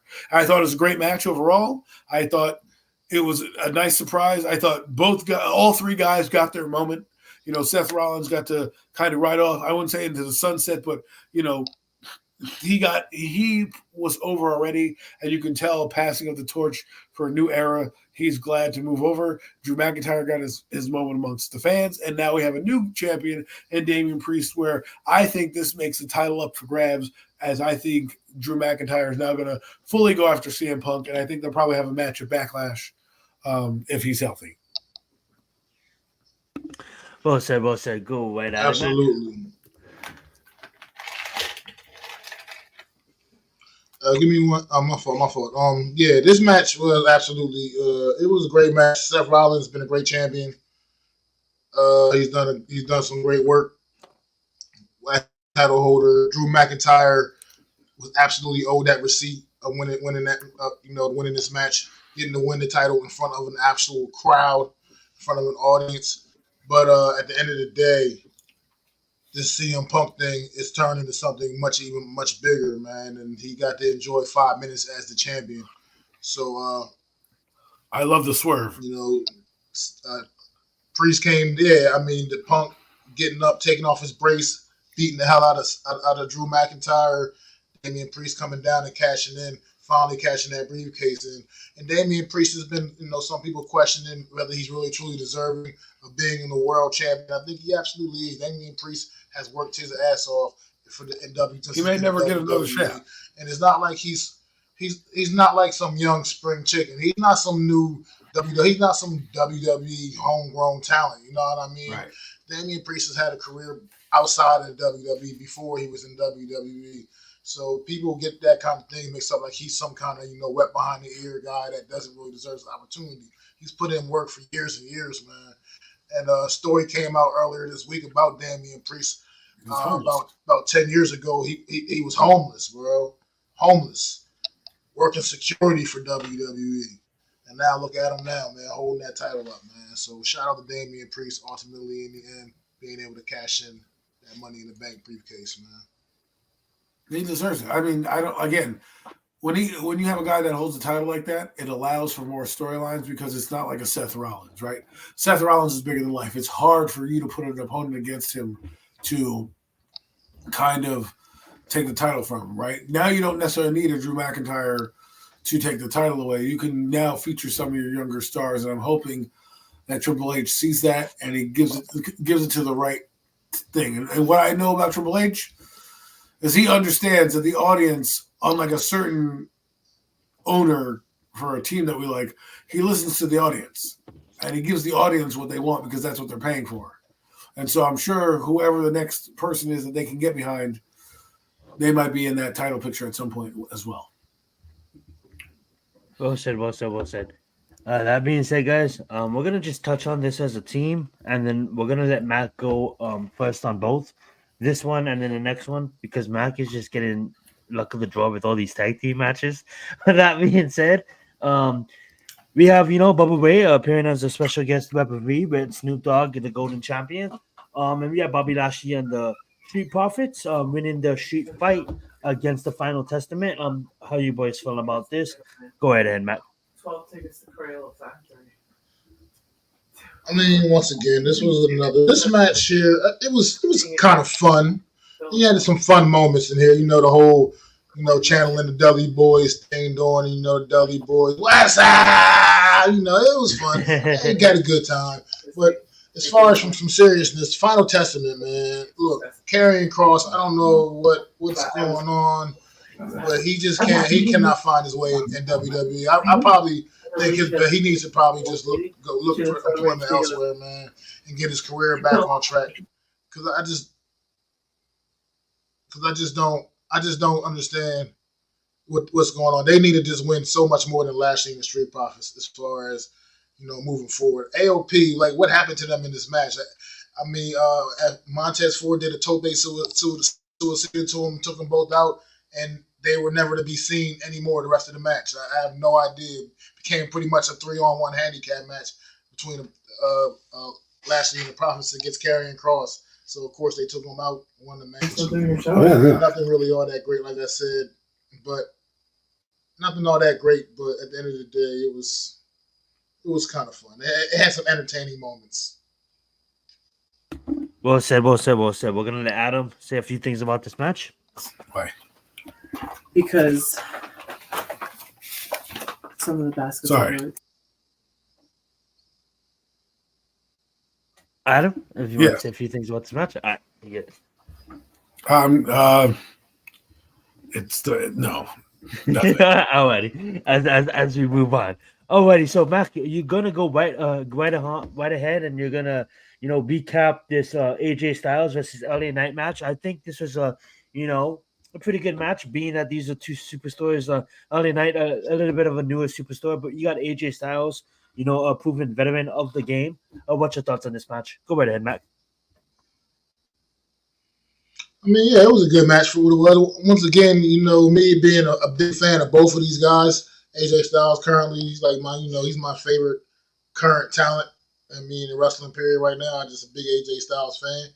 LA Knight's a guy I also like a lot. Big fan of. And yeah, they put on a good show, good match. LA Knight right now, I think he needed this. AJ Styles has had a couple title runs along the way, along his WWE tenure. You know, he's AJ Styles. You know what I mean? He's done a lot. He's got a lot accomplished. LA Knight hasn't really gotten much accomplished at all here in WWE, and right now his stock is high, man, and he's been putting on great matches. And I think he did deserve to get this W, as much as it pains me to say, because AJ Styles, like I said, is my guy. But LA Knight, I think this was the right result for sure. It was a great match, and I really enjoyed this one. I mean, for what it was worth. Lovely, lovely. Yeah, I have to say, dude, I honestly agree with you, man. If you really think about it, a superstar that after John Cena retired and Batista went into movies, and Triple H became like a executive and all this kind of stuff. Everybody that I grew up watching kind of branched out. The only mofo that's still there is Randy Orton, and we'll talk about him in just a bit. But that being said, I grew attachment to your Finn Balor's of the world when he the pre-Judgment Day days, and then of course AJ Styles. To see AJ Styles lose is horrid, but I love to see him, kind of not really pass the baton, because he's still going to be around, and he still is aiming at a championship hopefully soon. But to see him kind of put LA Knight over, not like he needed it, but LA Knight really has the fans behind him. He's the guy that, when I mentioned earlier about main event Jey Uso, I can see him getting the championship soon as well. And that being said, great match and fun for the fans. Adam, if you're there, I would love to hear your opinion. Let's get it. Yeah, LA Knight winning Yeah. was needed. AJ Styles is obviously a Hall of Famer. I think he should be in the title picture. I always think he should be in the title picture. That's how great of a player, wrestler that AJ Styles is. He's he's that guy, right? And LA Knight is up and coming, and hopefully he'll get a bit of a push. This is a guy that I think deserves a title of some sort. He put on a good show with Roman Reigns in the Bloodline. He can be a main eventer. I wouldn't say it's necessarily a passing of the torch match, because both LA Knight and AJ Styles have been doing this almost the same amount of time. AJ Styles has been brought up a little earlier in WWE than LA Knight. So, but LA Knight deserves his shot at being a guy. That's why I think the Damian Priest winning allows guys like LA Knight different blood, different faces to get a title, while you let the Cody Rhodes story do whatever the Cody Rhodes story does and give him a kind of a lengthy title run and be the face of the company for a little bit. Right, you'll have that title. Then eventually, when Cody does lose the title, I don't think he's going to have I don't know how long of a reign he has, but he'll probably have a good 9 months at least to kind of establish himself, because they're probably going to want to keep it on him since he's their new face. But I think LA Knight deserves the USA title, the Intercontinental title, or even the heavyweight title. He's that good. The crowd loves him. He's what I would say is the modern day Rock. Right, like I don't think he's that much of a star, but he's kind of that kind of personality. Very good on the mic, very good wrestler, and it just is blazing his own path. And I enjoy watching him. He brings the fun back to wrestling. So, and I love AJ Styles. So, and you're muted. Absolutely love it. Alrighty, as we move on to the next match, we had Logan Paul. Why did I say Jake? Logan Paul defending his Universal Championship strap against Kevin Owens and Randy Orton. Oh yeah, sorry. Yeah, I said Intercontinental USA strap. That being said, I'm gonna just take a moment here. Absolutely love that Randy Orton is just still in it as a veteran of the game, still going out there, still putting on for the next generation. You know what I'm saying? Kevin Owens, a fan favorite, one of my favorite wrestlers, right alongside AJ Styles. You know what I'm saying?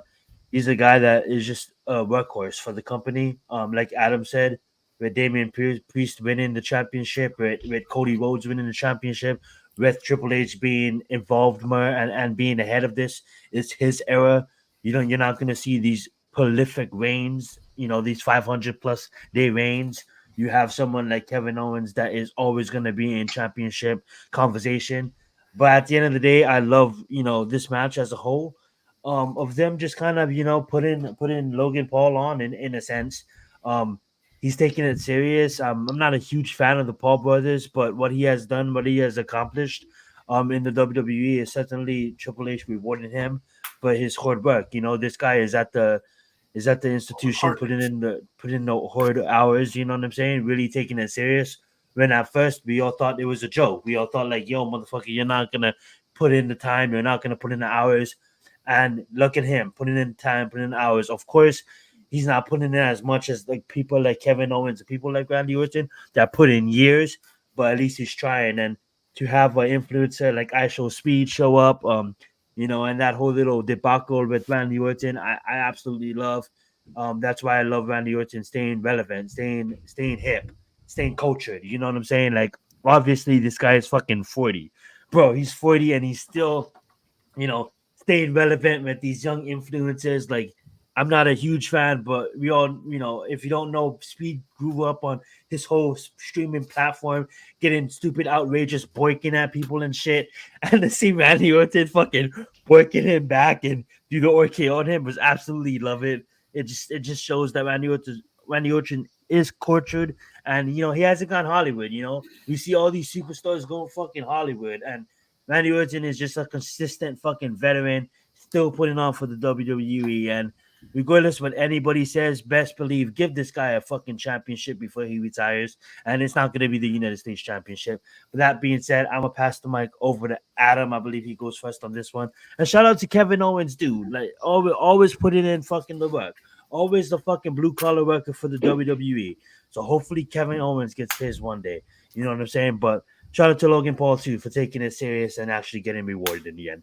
But go ahead, Adam. I think Triple H knows what he's doing. He's got a partner with a prime brand, and this guy actually can go in the ring. And that's the difference between many celebrities, is he actually is a natural in the ring, or semi-natural in the ring, very athletic, and he's taking it serious.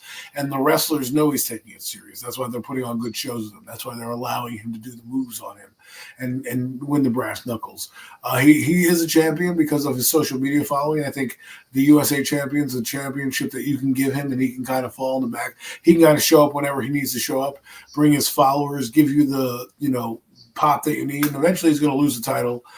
He was put in a match with two legends, or I wouldn't say legends, at least one legend and a Hall of Famer.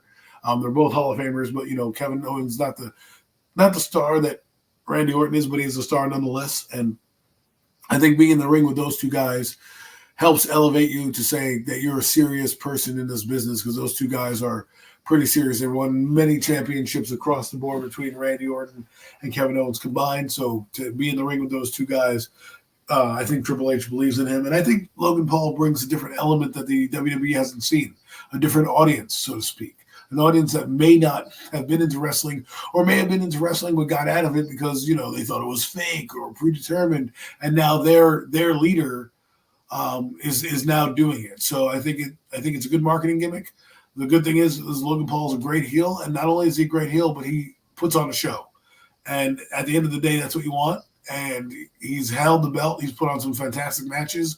When he is here, he does show up occasionally on the weekend, so he's not like a part-time guy, but he's working hard at this. And I don't know if this is the end game for him, or if this is something he really wants to do, but we'll see what his career turns out to be, because I don't want to anoint him a champion at some point, but I can easily see this guy, if he decides to take a hiatus from social media, put in the work, he could end up he's got the look of a champion that they kind of gravitate towards. I'm not going to put that on him yet, because I don't know if he's serious, but at least he's serious now, and congratulations to him, and good show.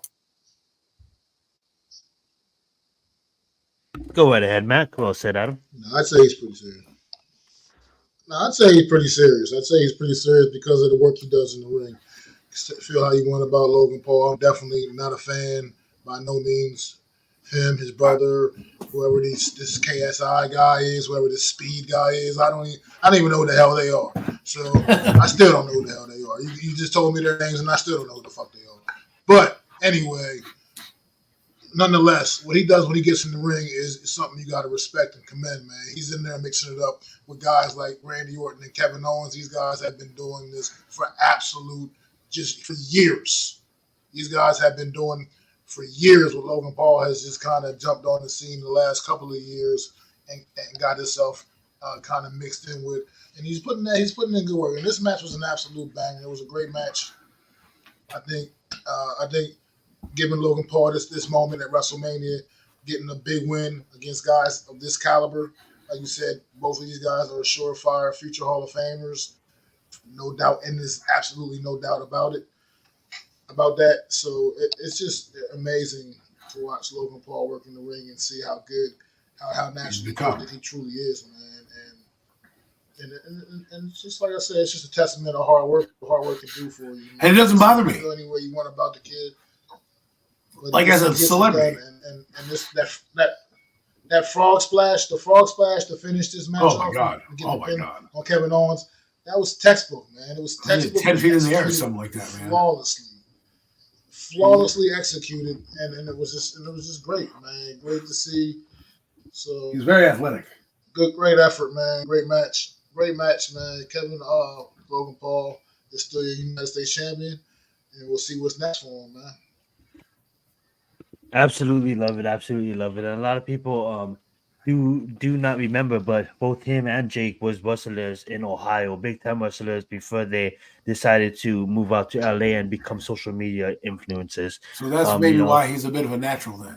I think so. And that's why I think they can go and box and do all these athletic sports, because you got to understand that they grew up in the middle of Ohio. I wouldn't say in the middle of Ohio, but rural Ohio, just fighting all the time as brothers, growing up as WWE fans, growing up as wrestling fans, and then all of a sudden the YouTube train hits and they move out to Los Angeles and become big time influencers with big time money. But at the end of the day, the grassroots always remain.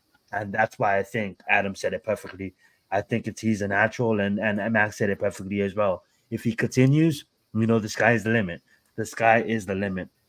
Shout out for him as well, and Adam brought this up earlier. Shout out for him as well for, I honestly think, you see it in UFC events, but I honestly think that was the first time a logo was actually placed on the canvas. I don't know if he gave up his whole purse and a bag to get that logo placed, because that's big time marketing. It's WrestleMania weekend, guys.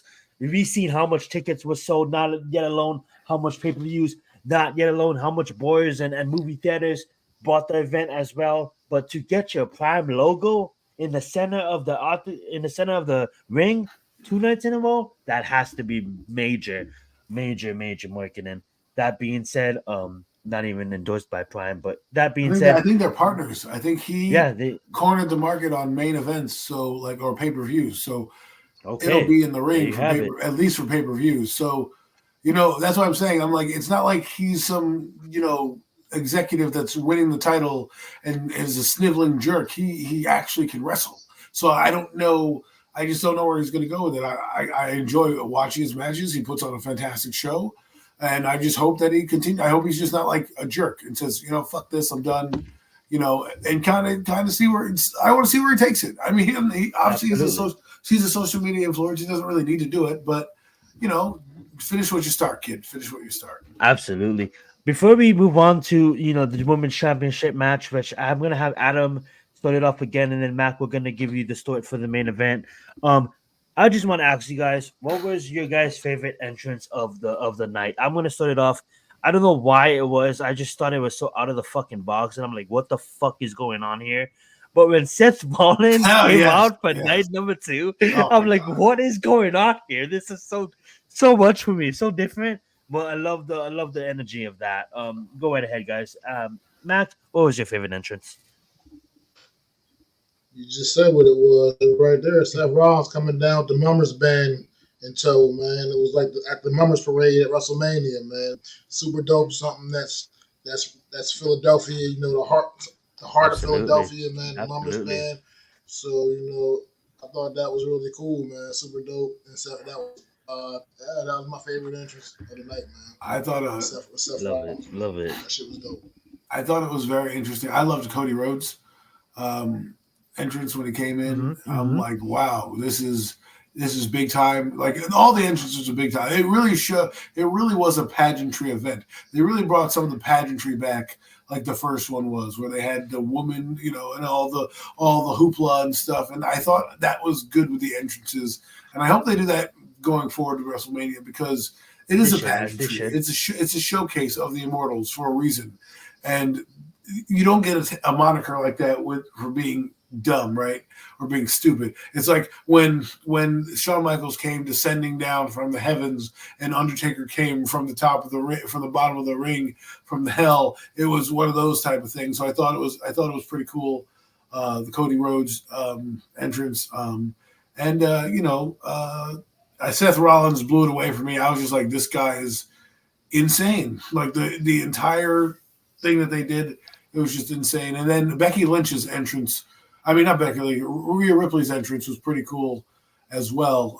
Them playing her live entrance music coming into the ring. So I thought that was interesting as well. So absolutely, I know you made a mistake there, but speaking of Bayley, her entrance was kind of, I believe, dedicated to a neighborhood that she used to grow up by. As said as the announcer. But that being said, let's move on, guys. We have Io Sky versus Bayley. The damage control that basically turned her back on Bayley, and Bayley had to stand up for herself and went in there and captured her moment, had her WrestleMania moment. But I'm gonna give the mic over to Adam and let's talk about it. I'll be right back.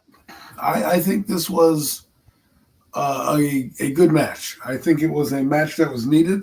Bayley deserved this match. She deserved this. She's a babyface now again. She's come a long way. I think people like me didn't appreciate her as much, even though she did so much for the company, as you so eloquently illustrated last week, Mac, about her being a workhorse and just putting in the work and doing whatever was asked of her to do when she was there. And I think a lot of people got rewarded. And that's what you need when you got this. You need to have people like her. Bayley's title runs are quiet title runs because she's never really on the grandest stage, right? And here she is, finally on the grandest stage, finally getting her match, and I think she deserves to be there, and I hope she has a decent run. Io Sky, she had a decent run. But to me, Io Sky, while she put on a great match, I thought this was the best match I thought Io Sky has been a part of. I just think she had her moment. I don't know if she'll ever be back in the championship, but we'll see. I did enjoy watching Io Sky, and I thought more of her in this match. I was like, wow. She does have a personality. I think she needs to break away a little bit more from damage control and kind of have more solo matches like this, so you can really feature her, because you don't realize how talented she is because she doesn't always put up the belt, right? But Bayley, I think it was a great turn of events, and she deserves it. And that's what my thoughts on the match, Mac. Well said. Yeah, I mean, to me, it was a good women's title match. Bayley is definitely owed this receipt. Like I said, this is her first singles WrestleMania match, which is like just. Didn't she come back at WrestleMania last year? More and more ridiculous. Nah, when she came back, it was SummerSlam 2022. Oh, right. That was a long run. But but this was just, this was something that needed to be done. Bayley, one of the original four horsewomen, man. Like I feel like she's the one that keeps getting pushed to the back. You know what I mean? To the back of the line, like she's the stepchild amongst those four or something. And this was definitely an ode to her. I mean, it's not. I have nothing. I'm a big Io Sky fan. I'm a big time. I knew the talent of her. She'll be back in the title picture another time down the line here. You know what I mean? Because she's just that level of talent. She's too good not to be. So her time will come again, once again, some other time down the line. And who knows? I mean, this might not really be finished for Bayley for right now. You don't know how this can go. And we'll see what's next for Io Sky, but this is definitely Bayley's time, like you said, back on the babyface side of things, and that's kind of always been the more natural role for Bayley anyway. I mean, I understand she wanted to test the waters and do that heel thing for a few years, and she actually did embrace it and made it believable. But I think naturally Bayley is this is where we like to see Bayley. Now I don't want to necessarily see the hugger come. I don't want to see that. But At the same time, I think she's a natural fit as a baby face, and I think she'll have a nice pretty long sustained title run here. I think she's going to take this title possibly even back to WrestleMania. Oh wow, wall to wall, huh? And I think we're going to see some really good work, some really good belly work going forward right now. Man. See, I do think there'll be long title reigns in the women's side of the championships, but the men's side, I don't think they'll be as long because there's just so many people that need to get a title shot. So the women, I think you can play around with it and you can make matches and build more storylines. So ladies might have the title a little longer than the men. So, but Jade Cargill will have a title at some point. Bayley, Rhea, watch out. How come they don't have a women's intercontinental title? Doesn't make sense to me. Yeah, they need to make a women's mid-card title for sure. Well said. Well, that being said, guys, we have moved to the final match. Like you said, we're gonna capture the whole of Saturday's main event and of Sunday's main event in one discussion. Obviously Saturday's main event, determined. I'm sorry. Let me slow down here. Determined the outcome of Sunday's match, and obviously it couldn't have gone more perfectly than it did. I do want to say though, shout out to Triple H and the WWE for putting on. I believe it's like one of the fifth longest event in WWE history for as WrestleMania standards. What's up, Unpopular? Thank you so much for joining us this evening. But yeah, bro. Let's get into it, guys. A lot to get into. Like I said, Saturday was long. It's a 44-minute match. Determine what happens on Sunday. And can we just say, man, what a time to be a WWE fan. As a casual fan, I just want to say, man, it was one of the best WWE. I'm gonna just say it was the best main event for a WWE show I watched for a very, very long time, if not the best. And I almost teared up. The emotion, the overwhelming feeling that I got when Cody Rhodes wrapped that strap around him. But I'm gonna let the hardcores get to it because I know they want to talk about it. So go ahead, Mac. The floor is yours, my friend. Cody Rhodes is now your WWE Universal Champion. What's your thoughts on it? Well, let's go back to night one. First and foremost, those fucking ring entrances were absolutely ridiculous. It took 20 minutes to get these four guys into the damn ring just to be able to even start the match. Okay, so that was out of pocket already as it was in itself. And then after that, you have a 45-minute match. After those long-ass ring entrances, you have a 45-minute match. However, you got 45 minutes of action. 45 minutes of absolute action. I thought the Bloodline rules was on the line for Sunday. That match on Saturday night was a fucking Bloodline where they were doing whatever the hell they wanted to. You had Rock threatening the referee if he counted Roman Reigns out. I mean, it was just absolutely madness in this match on Saturday night. But we knew what the result was going to be. You knew they were going to stack that deck against Cody for Sunday night, man. And that was just without a shadow of doubt. Seth Rollins, man, once again, I'm going to just say Seth Rollins, I'm pretty sure is taking a well-deserved break right now currently because this man had a title run, a really good title run. Unlike Roman Reigns, was actually defending his title consistently week in, week out. So he's a little banged up. He definitely needs to take a little bit of time off, get his body back together before he comes back out there and gets back in the mix again. But this match was, we knew Roman and The Rock were going to pull this off on Saturday night and force the Bloodline rules on Cody for night two. But The Rock, man, let's face it, man, it's been like 8 years since he's been in the ring, and I'm gonna tell you what, man, Rock's in phenomenal shape. Rock, and he was still mixing it up and moving around like the Rock of old, man. He was looked like he didn't lose a beat, man. And so I got to give props to the Rock, man. He's another, like 50-something-year-old guy, man, out there mixing up with these younger guys. And I mean, just props to The Rock, man. That was great stuff from him. But that main event Sunday night, man, that was it right there. That's where it all, you know what I mean? It just summed it up for Cody. The story finally able to finish the damn story. This match, I thought they had a pretty good match last year at WrestleMania. This match topped that shit by far. Not just because of the result, just because it was just a flat out even better match.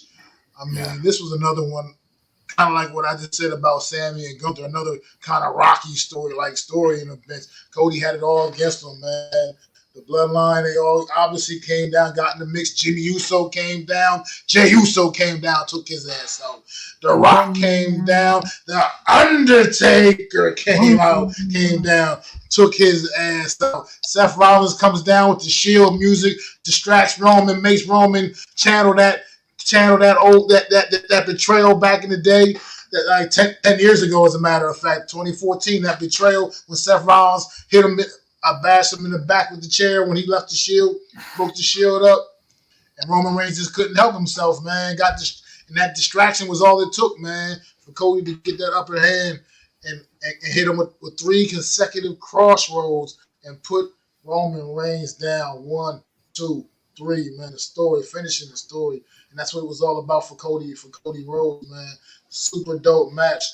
What a way to kick the end WrestleMania. What that your shows. Look, night 1 was all right. In my opinion, I enjoyed night 1, but night 2 knocked it out the damn park, man. Night 2, top to bottom. I really enjoyed pretty much every match on night 2. I didn't really have a problem with anything. I mean, that street fight match, that was kind of like I said, kind of whack. But at the end of the day, at least it had some entertaining moments to take away from it. So, but yeah, this main event was definitely, man, Cody Rhodes. He earned every bit of this, man. He definitely deserved this moment. It's been a long time. He's had a hell of a career. WWE owed him this receipt just for making him be a character called Stardust. Just that alone, WWE has owed him this receipt for a long time. You know what I mean? So I'm just happy for the kid, happy for Cody Rhodes, man. And it was a great match. That Roman Reigns, that horrible Roman Reigns title run is over with and done. He's no longer holding that stronghold on that title. And now you got a champion that will actually be out here defending that title on TV, on pay-per-views, more than a couple of times a year. You got a legit guy that's going to be putting that title on the line. And we'll see how long he holds on to it, man. I think it's going to be a nice run for him because he's worked too damn hard. He's the face right now. So they have Cody Rhodes doing everything. Well said. Go right ahead, Adam. Take it over. Listen, the first night, I'm not really going to gloss over. Mac talked about it, right? The bloodline rules, I called that. I thought that was going to happen. It was a good match. Like Mac said, Rock looked good. You know, not in that way, but he looked good as a wrestler. You know, and what he did. What he did in the ring, I was surprised. He didn't look like he was an old man. He looked like he could keep going. So, you know, that was good to see. Giving him his in-ring moment. It wasn't like he did a rock bottom and that was it. It was an actual match. He did the people's elbow and everything, you know, really, you know, put on a match. One of the last matches he had with John Cena, he got injured, right? So it's good to see him make out of it. The second night, blew the doors off of it. I'm watching that match, and it's going on, and Cody's coming down to the ring. He comes up with that skeleton, you know, headgear on. I'm like, oh, my God. He has the aura to win it. He's smiling there. I'm like, his suit is – I'm like, do not take this away from this guy. He's worked this hard to get here. Don't ruin it because you want to keep this Roman Reigns storyline, which, by the way, I agree with Mac. I don't think it was the greatest title run that they were trying to make it out to be. I just think they had nobody else. And Vince McMahon, when he gets scared, keeps the title on somebody, sometimes too long. And, you know, they did not give guys a chance. I thought Cody Rhodes should have won it last year, as a matter of fact. And I thought it was bullshit that this bloodline came in. I thought it was going to overcome that. Obviously, that didn't happen. But you had, you know, Cody getting the upper hand, and then all of a sudden, you know, there's Roman Reigns, and here comes Jimmy Uso, and you're like, oh my God, here we go. And then Jay comes out, ends that, and then you have,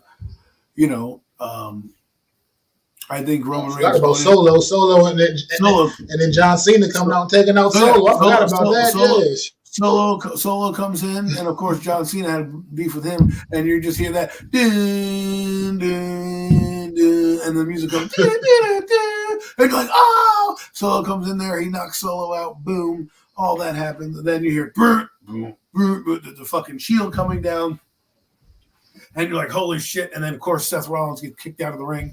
And then after that happens, who comes down to the ring? If you smell what the Rock is cooking, right?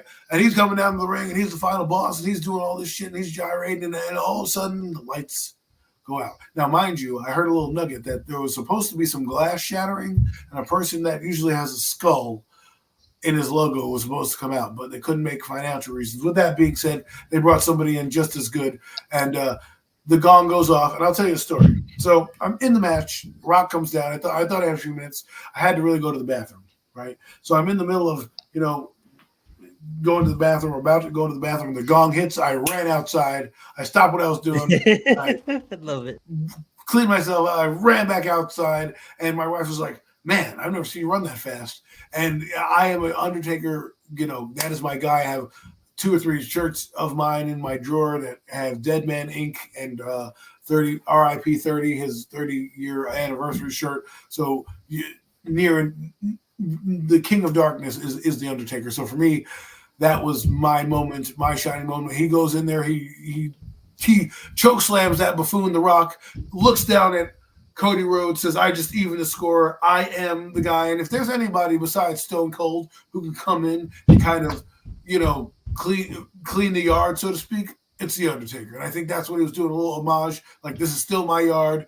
I'm going to even the score. Bang. Cody Rhodes taking the title. And, of course, your new WWE Undisputed Champion of the World, Cody Rhodes. The American Nightmare. Samantha did a great job calling it, and he deserved it. I was so happy. I even screamed, yes, and woke up my wife who was sleeping right next to me on the couch as wrestling, as the main event wasn't as eventful to her as it was for me. But I was so excited that Cody Rhodes won, that I it just that's what we needed. It was an era, the bloodline thing was cool for like a year, and then it was like, all right, if he can beat John Cena, he can beat this person, he can beat that person, he can beat the Brock Lesnar's, the breaks off Brock Lesnar, and the ring breaks, and the Beast Incarnate can't beat him. Who's going to beat this guy? And then Cody Rhodes has a chance to do it, and you put all these odds in front of him, and then you take it away from him, and then you do the same story, and you're going to put The Rock in and do it, and all this, and I was like, this guy needs to finish it, and I'm glad it's happening. He is the face. Cody Rhodes was in Australia. He missed the press conference because he was out doing a press conference somewhere else. So he is now the guy that runs the place, and they're going to give him the title. I think he's going to have a decent title run. I think you're going to see some good matches with him, which is what you need when you have a title. I never understood this part-time bullshit. I get it, like if you're The Rock or The Undertaker or somebody that's paid their dues and is an absolute legend. Roman Reigns, what have you done? Usually when you get guys that take hiatuses like him, they don't get title shots. They don't get title reigns. And yeah, people liked him, but I think it was because he was cool. But Roman Reigns didn't really move the needle for me in terms of wrestling. He wasn't a great wrestler. He was decent on the mic. I'll give him that. And he didn't really defend the title the way you should defend the title. Cody Rhodes went up against everybody. He had people help him, but that's only because the bloodline has constantly ruined main events. So I'm glad they ended the story like that. I can't wait to see what's in store. Triple H has got this place buzzing. The wrestlers are smiling ear to ear. They're not walking on eggshells. I listened to the press conference both nights of both the wrestlers that were there, and it just is a different era. The Vince McMahon cloud is over, ladies and gentlemen. Okay? The stupidity of writing, the writing gaffes, it's over. Triple H will try anything, and if it works, he's going to keep doing it. He's not going to be like, oh, let's break the streak and then do this all this dumb mumbo jumbo at the last second. No. Enjoy this ride, because we don't know how long it's going to be. I hope it's a long time. Paul Levesque, a.k.a. Triple H, has got this company going in the right direction. He's made wrestling fun again. He knows who he's up against. AEW's product is a banger every night. That's what they try to do. Their production value may not be the same, but the wrestlers bring the house down every night. And when you have that going on, I know there's a little turmoil in AEW right now, but those wrestlers really put on shows. When you have that competition, you have to bring it. And I believe Triple H is going to inject a little attitude, no pun intended, into this new era. And I think that's what is needed. I think we need to see the Attitude Era kind of brought back on this stage with a little twist of ruthless aggression, with a little twist of, I don't want to see PG era John Cena anymore. That could go away. I don't want to need the popcorn era. But I need what the final boss said. It's curse. It's wrestling. You're paying for the entertainment. Entertain me. And they did. And the story was finished. And now I'm looking forward to wrestling. I'm back to being a WWE fan. Roman Reigns, don't let the door hit you on the way out. Enjoy your time off. And we'll see you when we need a hero to come save us from some other weird warped championship run. Well said. Well, I just want to thank the boys for a wonderful episode of the WWE recap. Like I said, guys, the majority of the episode was gonna go to this amazing event that was WWE WrestleMania 40. I truly believe that for me, I stand on this. It was one of the better events in recent years. I was just getting sick and tired of old shit like Brock Lesnar versus Roman Reigns, like falling asleep kind of events. But we're gonna spend the last couple remaining minutes of the show. We're gonna push it to 2 hours, guys. I'm gonna spend the next 14 minutes giving you guys my final recaps. If you guys want to put money on this, I do have a parlay. If you guys want to lay money on this event, that is UFC 300. You guys can follow my parlay. That is going to be previewed at the end of the show. So stick around. We did preview this show, me and Raphael, on the Combat Club, our weekly podcast edition of the MMA and WWE, most likely UFC content. But that being said, guys, I am going to give you guys my final predictions for UFC 300. And then, of course, if Mac has anything to say, he's more than welcome to, lay his opinion and lay his thoughts on it as well. That being said, guys, I'm going to run through it real fast, and then I'm going to give you guys a parlay that if you guys want to follow me on. I'm mostly going to be playing DraftKings. If you guys want to sneak in DraftKings pick, I'm going to give you guys Cody right here. Cody's going to be less than $8,000 on DraftKings. I believe he's currently sitting at 7,300.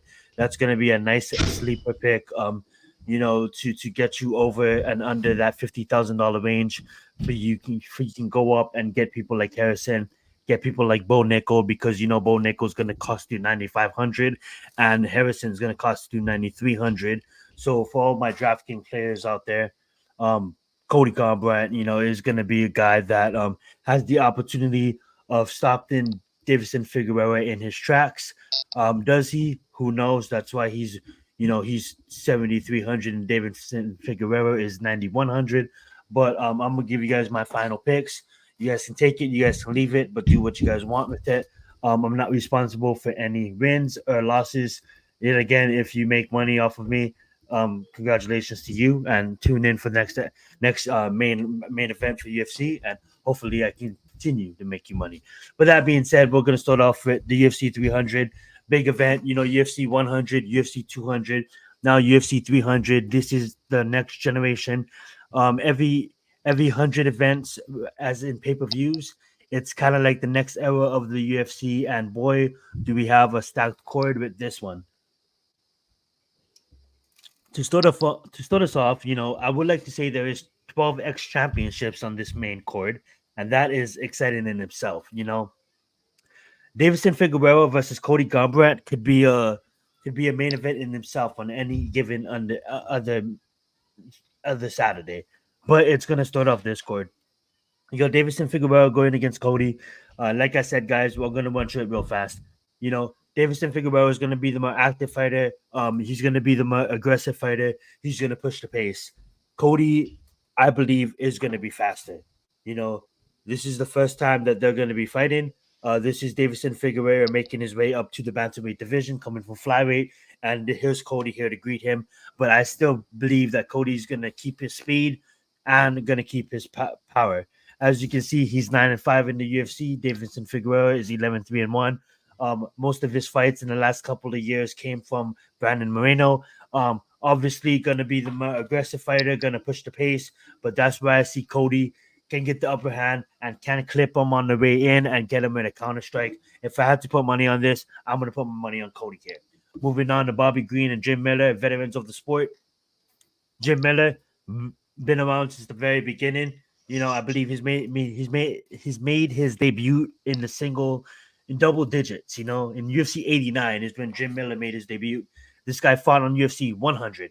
This guy fought on UFC 200. This guy now is fighting on UFC 300. Not only that, fam, I don't know what happened there, but not only that, this guy is on an amazing win streak, coming in the ways of submissions and knockouts. As you can see, this guy is damn near 40 years old, but still doing what it has to take. He's 40 years old. Look at that, guys. What is this ad going on? Get that out of the way. I don't know what that's going on. But that being said, guys, we have Jim Miller, coming off of a rear naked choke crank victory, ground and pound victory. He did lose against Alexander Hernandez, but then he did beat aged Donald Cerrone.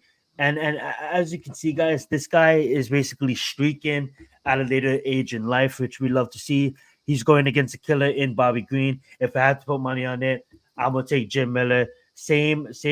Why is all these ads coming in my raves? But that being said, same thoughts of Davidson Figueroa versus Cody. Bobby Green, he's gonna come with that defense always, but he's gonna push the pace on Jim Miller. But I see Jim Miller leg kicking the fuck out of Bobby Green, stopping Bobby Green that way. Yeah, you may have your hands up, Bobby Green, but once that leg kicks come in effect, as we've seen, Bobby Green's weakness in the past has been leg kicks, but I can't count out Bobby Green. He's another veteran of the sport. You can't count him out. Jessica Andrade versus Rodriguez. Marina, she's gonna be a future champion one day, and I believe she's gonna get Jessica up against the cage, hit her with a little bit of elbows, hit a little bit of knees. I have a stoppage by Marina, early round 2. You guys may be like, why are you having all these stoppages? Because Dana White did announce earlier on this past Thursday, that being that there is UFC 300, he's gonna raise the $50,000 bonus to $300,000 bonus for performance of the night, stoppage of the night, KO of the night, and so on and so forth. That being said, these fighters are gonna aim to stop it and to take opponents out and to dominate. Jessica Andrade, she does have the knockout power. She did, slam Thug Rose, knocked out Thug Rose in that manner. Has the most stoppages, has the most wins in female, all of the divisions combined of all time. But I believe Marina, this is her moment. She's streaky. She's much more bigger, much more stronger, I believe. I know it's tough saying, hearing much more stronger than Jessica Andrade, who's been a staple at the top of the division for a long time. But it's a different day and age, guys. Mark the new era, like I just mentioned earlier. Marina, once she has her against the cage, consider that elbows being deadly. What she just did to the Kawali Hadi, Michelle, that was nuts. And Mur's gonna come for Jessica. Julian Tanner versus Mercado. I see Mercado, now Julian, he can hit you with an exciting knockout, you know what I'm saying? He can catch Mercado, but obviously, no matter that I looked at this fight, I have Mercado easily probably, the best opportunity for Julian is to catch him early and defend the takedown. Because if he doesn't defend the takedown, well, Mercado's easily going to take him down. I wouldn't say easily, but going to spend majority of the fight trying to take Julian down. And once it's on the ground, I don't see Julian. I don't see Julian winning the fight. I see Mercado totally dominating on the ground. Julian may come hard with the knockout power at first, but his line of success is to catch him early, because if he doesn't catch him early, it's going to be a long night for Julian. Julian hasn't been known to gas out, but when you have Mercado just going to keep on shooting for the takedown as he should, it's going to be an easy dub for Mercado. But now if Mercado wants to prove something, wants to stay in there and try to make something of himself and try to strike with Julian, that's definitely going to be a mistake, and Julian might knock him out. But if I was Mercado, just take him down, wrestle him, and that WFs. Now, Yusuf, Yusuf has been an up and comer for a long time that the MMA hardcores has thought a lot of. This guy was supposed to be someone big, someone special, someone that was going to be competing as a contender for a very long time. But, injuries, and he just kind of didn't really live up to the hype. Opponents that he was supposed to wash, he didn't wash, and he kind of just, sticked around, but didn't really live up to the hype. Now, he is a power puncher. He was going to come out and try to knock out Diego, but at the end of the day, Diego has appeared recently out of nowhere. Nobody in the span of the UFC, he wasn't even on roster, what I say, in the last year. And I would say if you knew of his name in the past 3 years, either you was his friend or you was his family. Because I know the hardcores didn't, or maybe some hardcores did. But all I know, this guy basically burst onto the UFC in the past year and set it himself as one of the top up and comers. Putting on shows. Now he's not going to be maybe one of the next contenders anytime soon, but he damn well can be if he goes out there and he puts on the show. This guy's gonna pressure him. He's gonna put on the show. He's gonna be aggressive. And if Diego gets his hand on Yusuf and gets the fight to the ground where Diego wants to take it, Diego's gonna this fight's gonna be over real quick. I would say Yusuf maybe can last. They might go to a decision, but Diego's gonna try to shoot for the takedown over and over again, kind of like Moano. But obviously Yusuf only has his striking on Diego, and with Diego's aggressiveness, it might get him clipped. Diego might come in and get clipped and be a knockout only. But I see Diego trying to take this fight to the ground as fast as possible. Oh my God, there's so much fights on here. I better hurry this up. We got Kayla versus Holly Holm. Kayla's coming in, gold medalist, 2-time gold medalist. Won a championship, 2-time PFL championship. That's the tournament. That's the other division. She's basically the next generation. Would I say she won gold medals in judo twice? So this is Ronda Rousey 2.0. Goodbye, Holly Holmes. Holly Holmes is 42. Let's not spend time on this. Holly Holmes is gonna get fucking wiped. I'm sorry. Calvin Kattar better defend a takedown. If he doesn't defend a takedown, Aljamain Sterling moving up to featherweight is going to have his day with Calvin Kattar. Calvin Kattar showed that he's not a fully established martial artist. I get it. Your striking is on point at the New England Cartel, the gym that he trains by.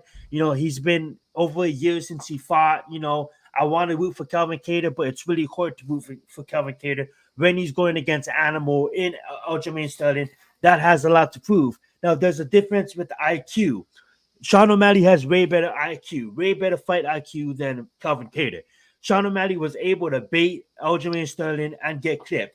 I don't see Aljamain Sterling's IQ failing him twice. I don't see Aljamain Sterling getting clipped twice in a row. Calvin Kattar is not going to be Aljamain Sterling. Could he be Aljamain Sterling? Yeah, I'm not surprised if he knocks him out, but it ain't going to happen. Aljamain Sterling is going to have his way with Calvin Kattar. Like it's a typical striker versus grappler matchup. Aljamain Sterling is going to try to take Calvin Kattar down and ground and pound him and end it in a submission.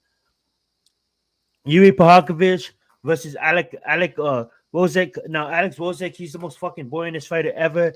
But at the end of the day, he has the opportunity to really make a name for himself, and that's why I love this matchup, because I know Yuri has this is the perfect matchup for Yuri. Yuri doesn't care. He's going to move forward. He's going to put himself in danger. And Alex, he tends to back up. Every time he fights, he tends to kind of fight backing up, and it plays into Yuri's advantage. I see Yuri coming out with a flying knee or something ridiculous, because I still believe that at the end of the day, Ojo should absolutely take it. No mess. At the end of the day, Yuri kind of wasn't really out. I get it. Alex Pereira won that fight. But at the end of the day, I still believe that Yuri wasn't fully out. And you see, after that fight, the referees kind of give these guys full-on moments to escape. There's not like getting ground and pounded, and the referee immediately stops the fight. Yuri's going to come out and he's going to dust this kid. I know a lot of veterans and a lot of MMA hardcores are taking Alex, but fuck that. Yuri's going to come out. He's going to dust Alex. It plays into Yuri's game. Yuri is one moment. One thing is on his mind. The light heavyweight championship. And he's going to get the winner of the main event. Believe me on that. Bo Nickel, collegiate wrestler, one of the best wrestlers of all time. Had opportunities to go to the Olympics. He said, fuck that. I'm going to be a UFC fighter. He said he's going to win his fight and go back to, his hometown and help Penn State and help his team get ready for the Olympic tryouts. You know, Bo Nickel is absolutely a stud. This is just feeding Cody to the animal, hyping up Bo Nickel. I like to say, I don't really like watch boxing because there's a lot of, touching up their records, and honestly, you can say the same for MMA. But at the end of the day, Cody is on a 2-fight win streak, even though they're fucking feeding him to Bo Nickel. Cody is on a 2-fight win streak. Bo Nickel's gonna fucking manhandle him. He's minus 2,000 on any betting websites. Cody's the highest underdog in the court. You know what I'm saying? On the court, Bo Nickel's absolutely gonna manhandle him. This guy has so much college records, so much Allegiant records. He's right up there at Jordan Burris when it comes to wrestling. Definitely gonna have an amazing career. He's already not even looking past Cody. He's ready for a bigger name. Nothing against Cody, but feed Bo Nickel a top 15 already, because Cody's gonna get fucking manhandled early round 1 stoppage. Bo Nickel's gonna dominate. Charles Oliveira versus Osman. Obviously this is a pick'em, guys. This is a really pick'em. Two veterans of the sport. Obviously, Charles Oliveira is a veteran, a legend. But Osman, he handled himself against Islam, and he fought against Islam, and he's been streaky himself. I have Osman winning, I have Charles winning. I'm gonna lead this up to you guys. I'm gonna have you guys pick it. I'm gonna make it fast, guys. My God, there's so much fights to get to. But we got Max Holloway. You know where I'm going at this versus Justin Gaethje, the highlight king. Justin Gaethje is known for his power, his entertainment, his ability to strike, his ability to just have the exciting fight. 12 fights with 12 performance bonuses. But at the end of the day, he hasn't faced someone like Max, and Max is moving up a weight class, and I believe that Max is gonna dominate. He is gonna fully show the next generation, the next level of Max. What I mean by that is he cut his hair. He's going back to the roots. Now, I may be biased. You may see the Hawaiian flag behind me. Gaethje TKO by leg kicks, but he did that against Dustin Poirier maybe once in his career, and I salute him for that. I'm not taking anything away from that, but you got to understand that Max doesn't move like Justin Gaethje. Justin Gaethje is a power striker. Max is completely gonna be faster. His movements, he's gonna not be there when Gaethje tries to. Now Gaethje's gonna hit Max. I'm not saying Gaethje's not gonna hit Max, but all I'm saying is Max might overwhelm Gaethje. I'm gonna say Max is gonna overwhelm Gaethje, and Max is probably gonna win by decision with the amount of strikes that Max is gonna throw. Call me biased, guys. I love Gaethje. It's hard picking against Gaethje, but Max is my guy, guys, and he is looking different. Max is looking different in recently, and I'm gonna have to take Max in this one. He's gonna outwork Justin Gaethje. He's gonna be faster than Justin Gaethje, and he's gonna be. I'm not gonna say he's gonna be stronger than Justin Gaethje, but I want you guys to watch the power shots from Max to the body, not necessarily the head, uppercuts to the body and stuff like that. But that being said, you'll see no match. Now if Justin Gaethje comes out and wins the fight, I'm not gonna be surprised. Like I said, I'm a fan of both of those guys, but I honestly truly believe that Max is gonna be much faster than people giving him credit for. He's not gonna stand in front of Gaethje like Gaethje knocked out Barbosa with. Gaethje knocked out Donald Cerrone, and Gaethje knocked out Dustin Poirier. The difference between Barbosa, Donald Cerrone, and Dustin Poirier is the really power. The number of power punches than Max Holloway is more of a volume striker moving up a weight class. So we'll see what happens there. Food camp, not only 6 weeks, he gets the food camp. Last time Max moved up, it was only a 6-week camp. That being said, we got Ray Lee versus Yan, fight for China. That being said, Ray Lee's going to dust her. I don't think Yan's on the competition of Ray Lee. I could be wrong. Yan may come out here and dust Ray Lee, but I just see Ray Lee with her championship experience is really going to matter. I'm not saying she's going to dust him. I'm just saying it's going to really be an extended fight. But when the championship rounds come into play, round 5, Ray Lee is going to have the advantage. And I'm going to have Ray Lee defending the strap and getting the strap. And so Max Holloway winning the BMF championship belt, Ray Lee defending her championship belt. And this is the main event that I had the most hard time picking, guys. Alex versus Jamal Hill. The more I thought about it, I wanted to go Jamal Hill. I wanted to go Alex. And I still hadn't made up my mind. I hadn't made up my mind on who I think is going to win. So I'm not even going to predict that, guys. But what I am going to do is I'm going to leave you guys hanging on that one. I'm going to give you guys an early bet. If you guys want to make money real fast, you guys can follow it. You guys don't want to follow it, it's up to you guys. This is on you guys. If you guys want to follow this is going to get you money on the prelims before you guys, hit the main card. There could be Alex. Who knows? You know what I'm saying? That's why it's so good, Nomads. And I appreciate you tuning in. We really appreciate you. But I'm going to give you guys something to start off the match. We got the first match. We got Cody. I'm going to get Cody by money line. All he has to do is win the match. He doesn't know if he wants to win decision, if he wants to win, knockout, submission. It's just he just has to win. We're going to go Jim Miller against Bobby Green. He just has to win. We're going to go upset of Rodriguez. All she has to do is win, which I think she can do. I think she can do against Jessica Andrade. And then our last one is going to be Yuri. Like I said, guys, I think that this style matches up perfectly for Yuri. I think he has an opportunity of winning. Now, guys, look at that payout. If you guys, like I said, we don't condone gambling. If you're over 18, if your state is legal for gambling, then you go ahead and you guys can follow this. But there you guys have it. $50, guys. If you throw $50 on this, you basically will get $17.57.